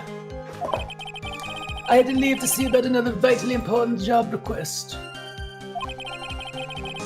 I had known about the date beforehand, so I had this photograph readied. My brilliant deduction was what informed me that the true culprit was Ron Delight. And thanks to the keycard and wallet, it was abundantly clear that he was there. I was also able to make a deduction from the buzzer, which only sounded once. The button did not have any fingerprints on it. Why? The victim would have left prints if he sounded it, which means the killer sounded it. Mr. Delight was wearing his DeMasque outfit, which is why he left no prints. And the blackmail letter? The victim likely just mistook the color of the jewel. Zvari! Therefore, all the evidence points to that poor boy. That's... okay.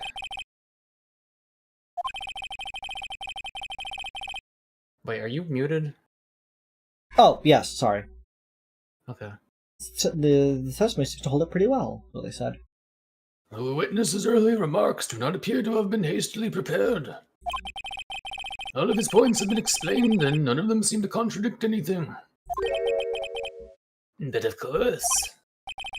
But how did you know about the emergency buzzer? The police investigation documents went directly through me. And I always look over all the documents. It's elementary, Sir Lawyer. You're going to make even more trouble for us now, Sir Lawyer.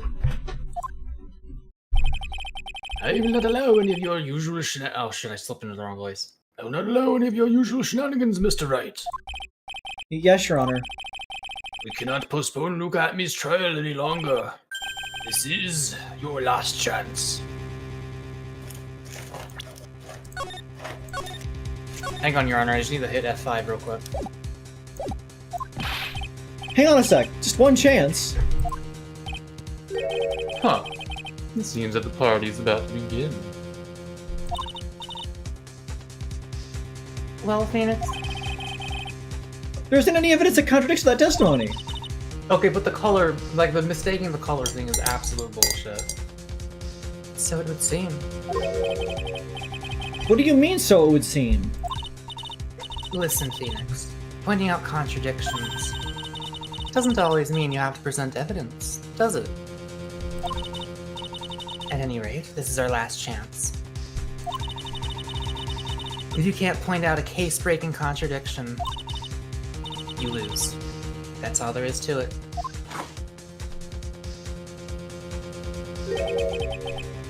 Cup number 17, the last cup. It seems like the time has come to put an end to this trial.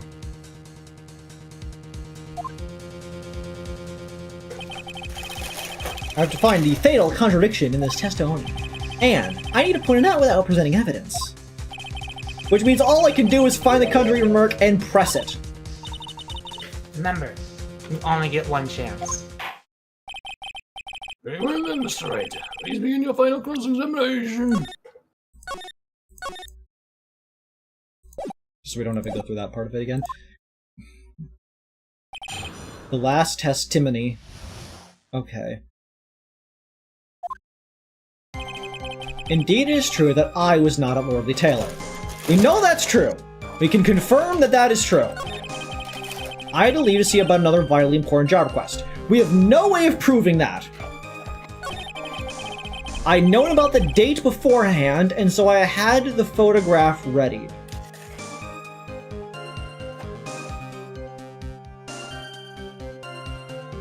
The date? Wait, what do you mean you knew about the date beforehand? The date it was gonna get stolen? I mean, that would not. There was nothing that would indicate the date there. How would you have known the date beforehand? That might be the one, but The induction was that was what informed me that the true culprit was Rhonda Light. We do know that he figured out it was Rhonda Light. His keycard and wallet, it was abundantly clear he was there. Those things were in fact found at KB security. As I make my deduction from the buzzer, which only sounded once, makes sense. The button did not have any fingerprints on it. Why? It didn't, so. Victim would have prints if he sounded it, which means the killer sounded it. I suppose, yes. The light was wearing DeMasque outfit, which is why he left no prints. Correct. He was wearing the outfit. The moment the victim likely just mistook the jewel. All evidence points to that poor boy. That's not a the statement. jewel thing is also maybe worth pressing. We can only press one thing. I know, but like, We can't. I mean, how the fuck can you be so stupid as to do that? Like, this Yeah, feels but like the obvious. We thing. can't prove him lying. Like him, if the victim mistaking the color of the jewel is not something we can prove or disprove. But I feel like it's like, if you do that, Phoenix is gonna be like, hang on, are you seriously fucking telling me that the thing that said to the red jewel, he thought it was talking about the blue one? How could they possibly make that mistake? Then they will just counter with, yeah, that's not relevant. That still doesn't prove that he was there. I don't know. If it was me, I would do that, but it's either that or the other No, there's not a single shred of a chance that this is it. You are hooked up on a thing that's already been covered. The explanation is they could have mistaken it, which is all that we get from that. I can assure you. It's gonna be something that makes far more sense.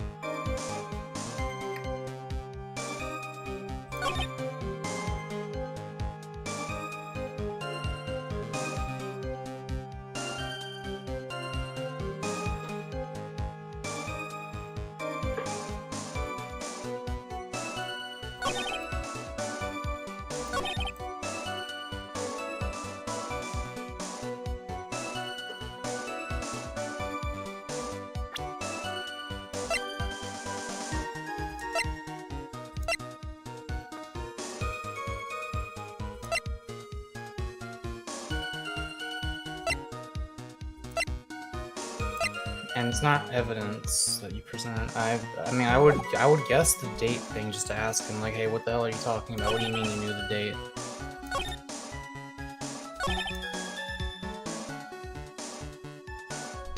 Yeah, like this is a really what do you mean kind of statement. what an arbitrary thing. Like, what do you mean you knew the date?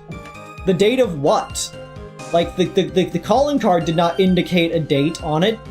The only thing that indicated a date was the blackmail letter, which would imply that you received the blackmail letter.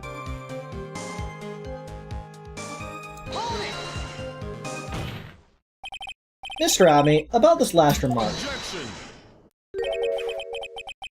You still don't get it, do you, Trite? This isn't the time to be pressing the witness on every little statement. What?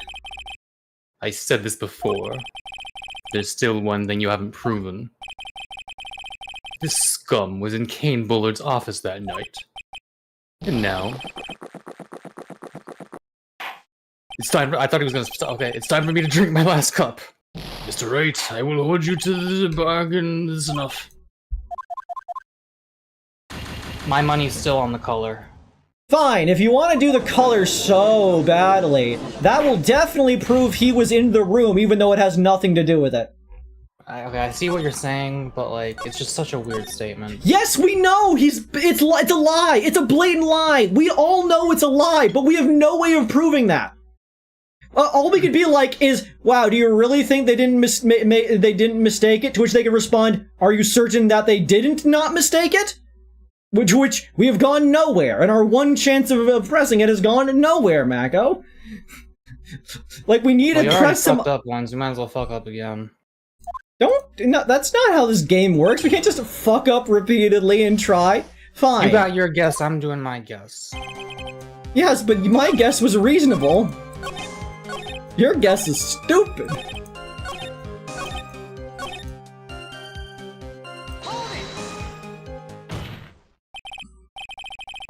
Objection! Yeah, it doesn't, yeah, I don't think Yeah. so.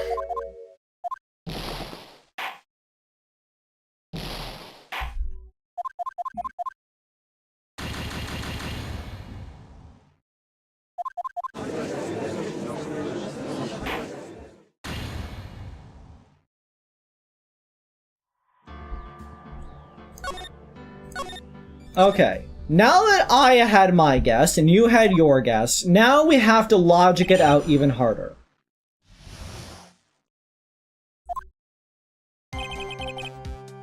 Okay. We can't present evidence. We know this is true, because it's what we wanted it to be stated. We can't prove anything about this.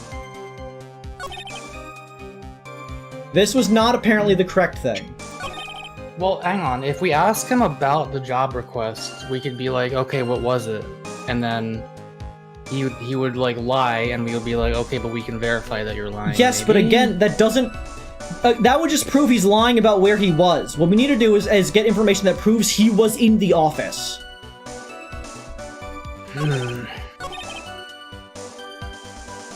What was that about the keycard just The keycard and wallet, which was abundantly clear that he was there. The keycard and wallet were found at the KV security. Like, one thing that came to my mind while I was looking through these was the buzzer sounding. Which, if we recall, up until we talked to Larry, everybody thought the buzzer had not sounded at all. But, like, it was only until we talked to him that he realized that he made a mistake.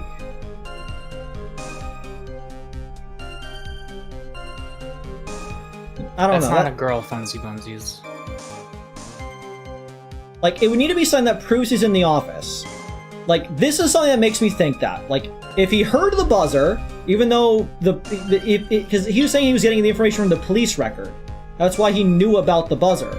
But according to when we talked to, like, Gumshoe said the buzzer was never pressed, there were no fingerprints on it, and that buzzer wasn't wearing gloves. It wasn't until we talked to Butts before trial that he was like, no, I made a mistake. So I think it might be this. Maybe. Yeah.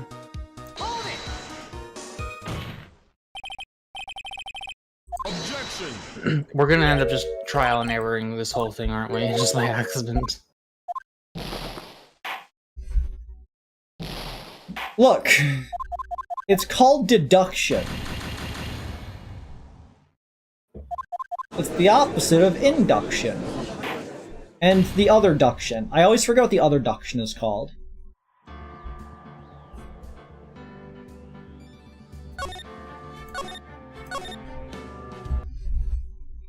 See, the deduction is when you start at the beginning, and then you use the means to figure out the outcome. Induction is when you start with the end result and use the means to figure out the starting conditions. But there's a third one I cannot recall, which is you use the starting conditions and the ending conditions to figure out what things happened in the middle. And that one has its own name, and I can never remember it.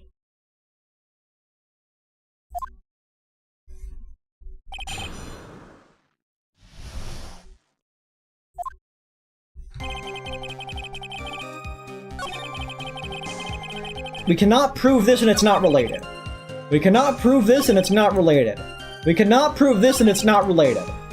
We cannot prove this and it's not related.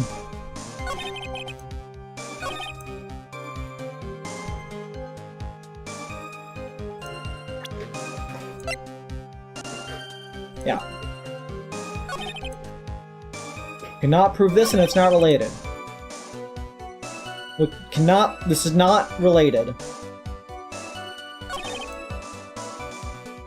Victim would have left prints if he sounded it, which means the killer sounded it.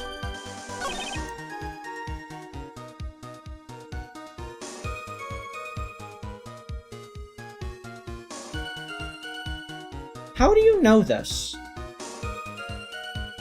I think that just occurred to me. How does he know this? Remember, obviously it was obvious to all of us, but when they revealed that like Ron was wearing the outfit, everybody in the room was shocked, but he wasn't in this room. He was in the courtroom next door, meaning he should have no idea Ron was wearing the DeMasque outfit. The only way he would have known he was wearing the DeMasque outfit is if he was in the room during the crime. Yeah, that might be it. I think we got it. I think we sussed it out.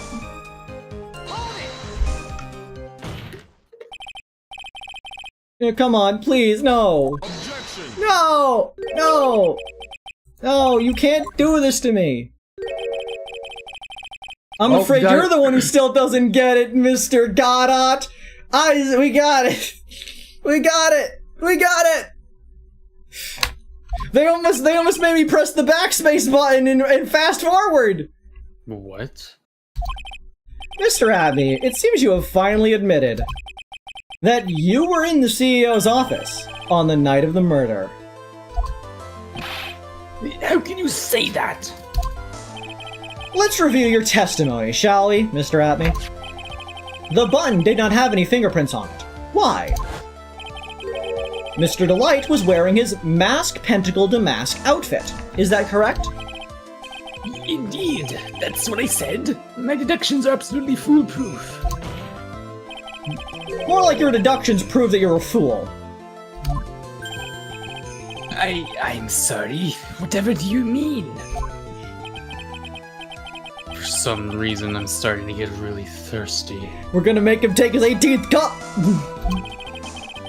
When exactly did we learn the fact that Ron Delight was dressed as Mask Pentacle DeMasque when he went to the scene of the crime?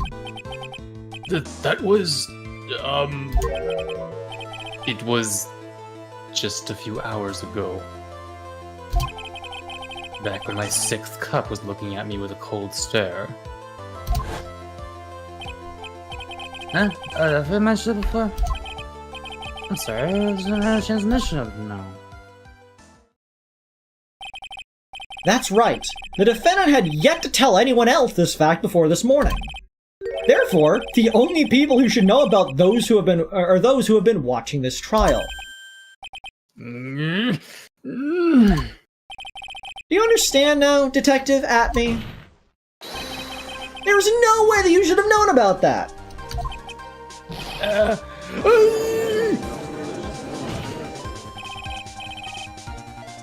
You were in the next courtroom being tried as Mask Pentacle DeMasque.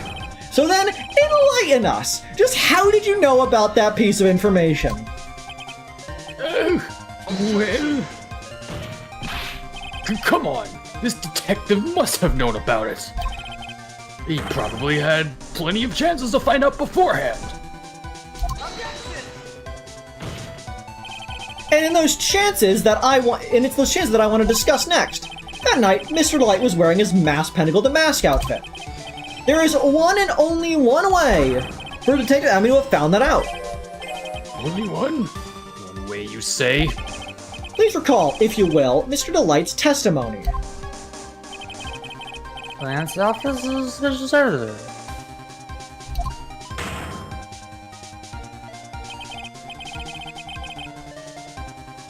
For a second, my client witnessed the real killer. Objection!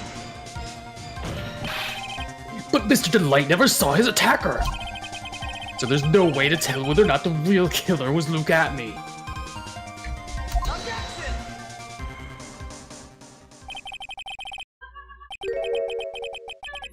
And with that statement, that I'll turn this case on its head. Just what are you implying? Mr. Delight saw the real killer, correct? Now, if you turn that statement around, it stands to reason that the real killer had also seen Ron Delight. Impossible.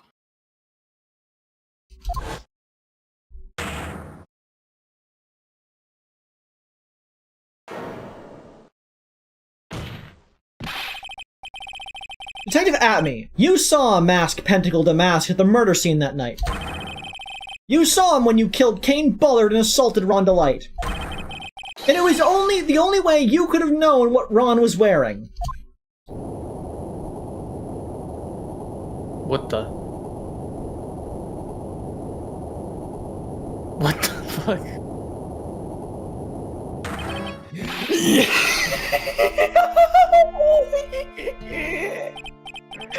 Take a good look, everyone! To give a fair counter argument, he could just be like, that's the only outfit I've seen the dude wearing. I just assumed he wears it all the time. And you will find a rival worthy of my genius. I was forced to create one by myself. Here I am, that tragic clown. That's the same line you gave yesterday. But I think there's a little more meaning behind it this time.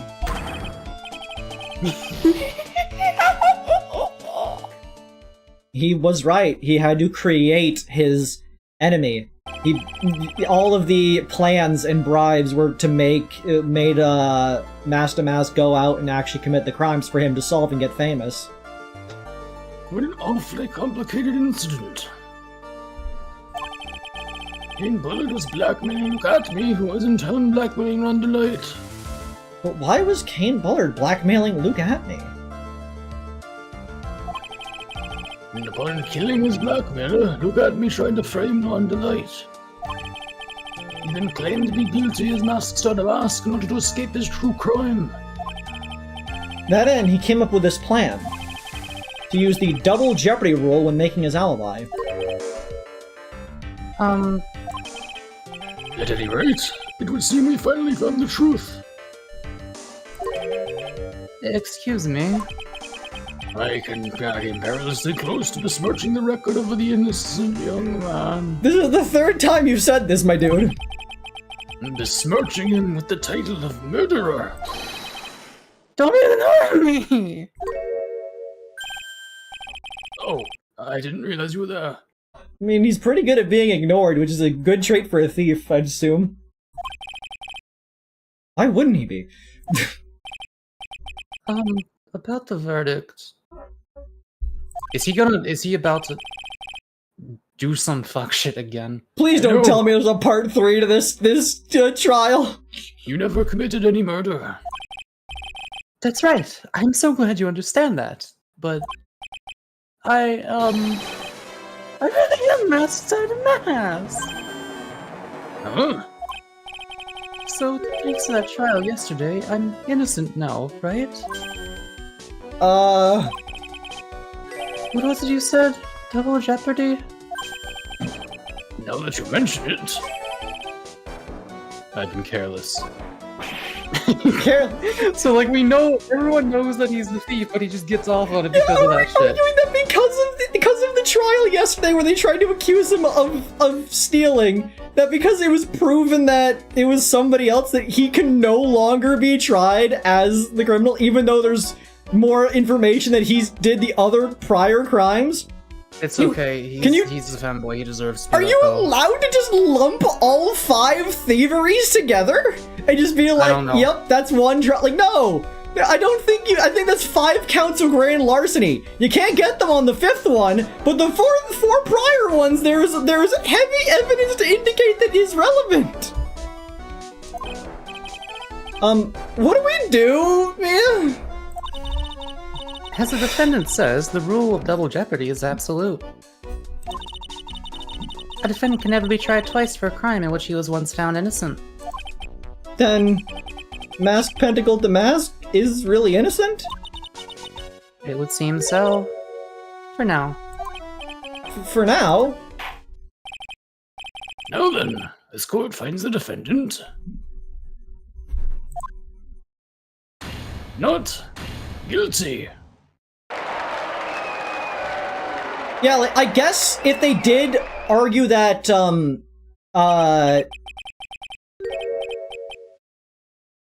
if they are arguing that the prior trial was finding Ron innocent of being DeMasque and trying at me as the instead for all of the crimes, then yes, it would be double jeopardy to suddenly decide Ron is DeMasque for the prior crimes, I suppose. Though, it is a bit weird to lump all accounts together, but I guess that's what they were doing there. It was to be assumed that all prior crimes were to also be put on it. So, like, the crime was not necessarily just the stealing of the urn, it was the stealing of the urn and all prior things. Yeah. Honestly, I'm just surprised that Desiree didn't end up having anything to do with it. I thought that way. Almost certain. Like, look, we are pretty clever. We come up with some pretty astute observations and deductions, and I feel like we guessed some things pretty early, which is solid. But sometimes we get things wrong. We kept thinking that she was a shifty woman. No, she just loves her husband and money. And his massive you're dick. You're allowed to love money, and in addition to your husband, as long as you also love your husband, I suppose. Anyways. But also, like, clearly she is running him dry in more ways than one. Boy, this is really lucky. Oh, wait, this isn't so good after all. You see, the thing is, I still am smart. Unfortunately, you cannot be tried for that anymore. October 14th, 3:35 p.m. District Court, Defendant Lobby, number 4. You did it, Phoenix? Thanks, Mia. It's been a long time, hasn't it? Yeah, it's because Maya doesn't call on me much these days. Oh? I'm just joking, Phoenix. Don't take everything so seriously. Unless he steals again, of course. I hope he steals again. I hope he gets to keep being a thief. He's good at it. He deserves it. But on the other hand, Maya, she seems kind of torn these days. You mean about becoming master of the Crane Channeling School? My favorite line of this whole case is probably just like the instant we realized the double jeopardy thing, and Godot was just like, I've been careless. Yeah, becoming the master. You accidentally got a person completely, like, declared innocent of 4 counts of grand larceny. Like, yeah, good job, dude. Just whoops. Whoops. Becoming the master means saying goodbye to our mother. Misty Faye, right? Watch over her, will you, Phoenix? I can't wait for, like, the second to last trial of this game to be they find the body of Misty Faye, and we have to solve that one. Of course. Well then, see you around. Mia. Ah, Mr. Wright. Hello, thief. I don't know what to say. Thank you? Congratulations, Mr. Delight. Thank you so much. No, wait. Nothing really matters anymore, though, now that all this... Come on, just be happy already! Maya, you've been cleared of the murder charges and got off as masks sparkled DeMasque to boot. The devs knew that we would want the femboy to be innocent and be able to do as much crime as he wants for free. It is hilarious that, like, this trial involves him getting accused of one crime, found innocent, accused of a different crime, and found innocent because he didn't commit those, and in the process gets found innocent of 4 other crimes he actually did commit. So it's funny, this guy managed to get off of every possible charge. But in exchange, I lost everything. Huh? What do you mean? Stealing security information from KB Security, becoming Mask Star DeMasque. I did it all for one reason. For her. You mean your wife, Desiree? She hates criminals more than anything. Yes, funds as much, but it's explicitly how it works for some reason. Yeah, they physically changed to take on the appearance. Come to think of it, she was once held a hostage by some robbers, wasn't she? She always said how she hated sneaky criminals.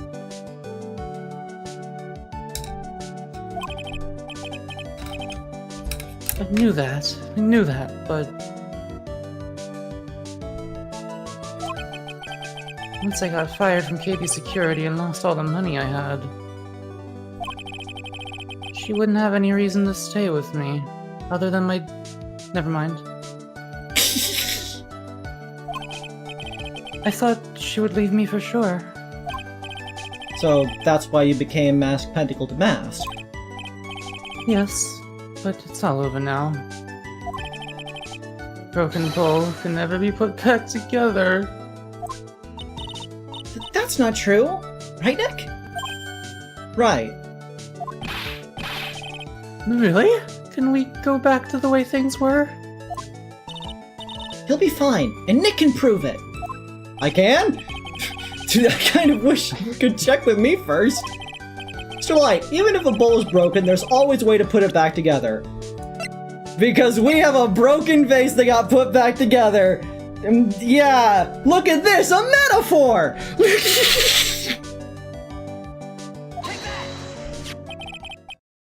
The sacred urn. Desi was the one who found this. Desiree, your wife. She's always believed in you, Ron. That's why you'll be fine. You don't have to worry about anything. Ah! There you are! Miss Delight! You did it, Ronnie! You're innocent! I'm so happy! Thank you. I appreciate that. But, I suppose you don't want anything more to do with me, do you? Ronnie, why didn't you talk to me about what was going on? I had no idea you quit KB Security. I never imagined that you were really Masked Star DeMasque either. Miss Delight, what are you gonna do now that you know? You're not gonna leave him, are you? Come on, it's obvious, isn't it?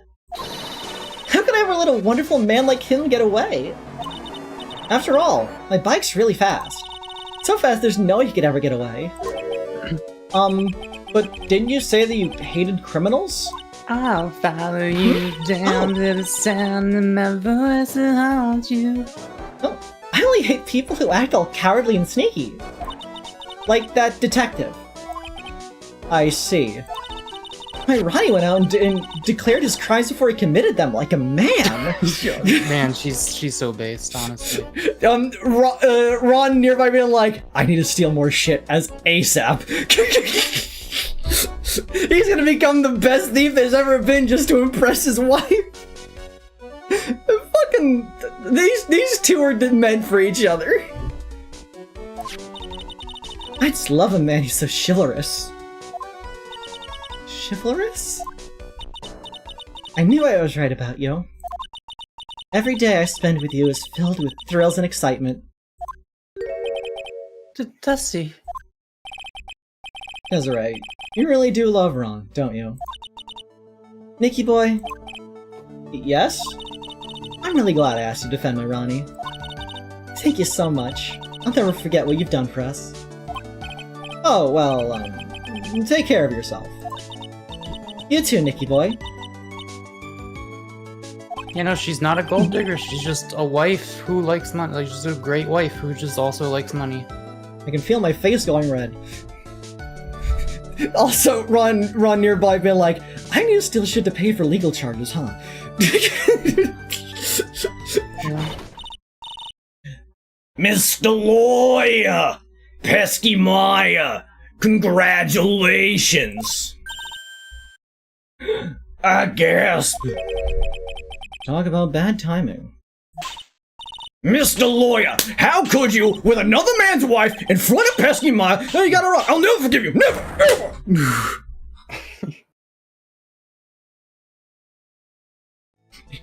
With another man's wife in front of Pesky Maya. So, just as the case came to a close, so too did my consciousness. How strong is this 9-year-old? She has the strength of the average, like, New Yorker from Bronx. Ron said, a broken bowl can never be put back together. But I know that's not true. I mean, just look. Here's a perfect example of one that was put back together even better than before. They did it. Episode 2, The Stolen Turnabout. The end. We did it!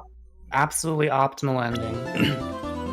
He gets to do Why as are they many crimes as he in a wants. Why are they in a waitress uniform? Why does that dude have a scouter? Recipe for turnabout. I guess it's gonna involve a diner or something. I'm sorry, part of me just like saw the back of that person's head and don't tell me, but is that Maggie? Oh, anyways. Apparently Maya is getting a job at a maid cafe. Please tell me Mia appears in this chapter. She's dead, bro. Maybe. Yeah, when it comes to Mia, it's always maybe. We don't know. She shows up when it's time to, you know, save our ass and we're in trouble. Take care. Be safe, Babababa, Rat. Thank you for the donation, Lunacon. It is much appreciated. Thank you for helping prevent me from getting exploding disease. Anyways, which do you want? Because you get my vision. Which do you want? Because you get one at the start of the next stream. What do you mean? Which do I want? Oh, I have a fun fact about the next episode. I also have a question for Creed about it. You could ask me a question, I guess.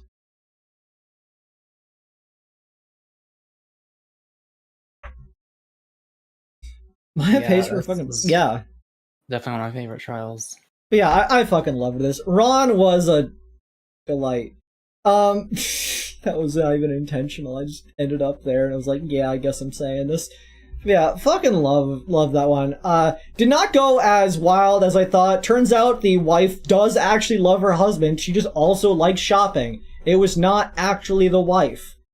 I completely disregarded the possibility that the picture could have been taken at a different time. But I do hope that Ron gets to continue being a criminal. I kind of hope that he gets to continue being a thief and just, like, he already got away with the other ones, but they can get him in the future. The risk's back on. Like, I don't know. I think his wife would think it's cool. They just would need to be more careful, because otherwise they'll figure it out and be like,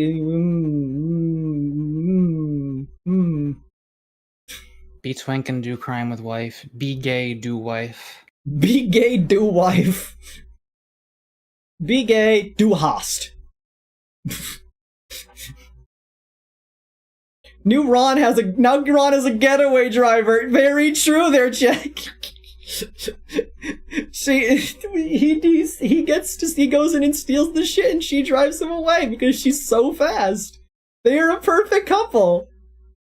If this game had more games in its series, I would want them to return at some point and just be like, yeah, we didn't do this, but we're here. We're having a great time. Anyways, that's gonna be the end of this trial for today, and the stream for today.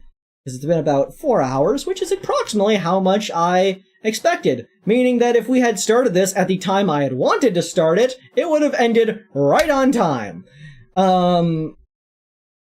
Which is to say, I originally planned to start this stream at 2 o'clock. Yeah, and then the conversation happened, and then another thing happened, and then their thing got cancelled. Can we see the preview for the next chapter?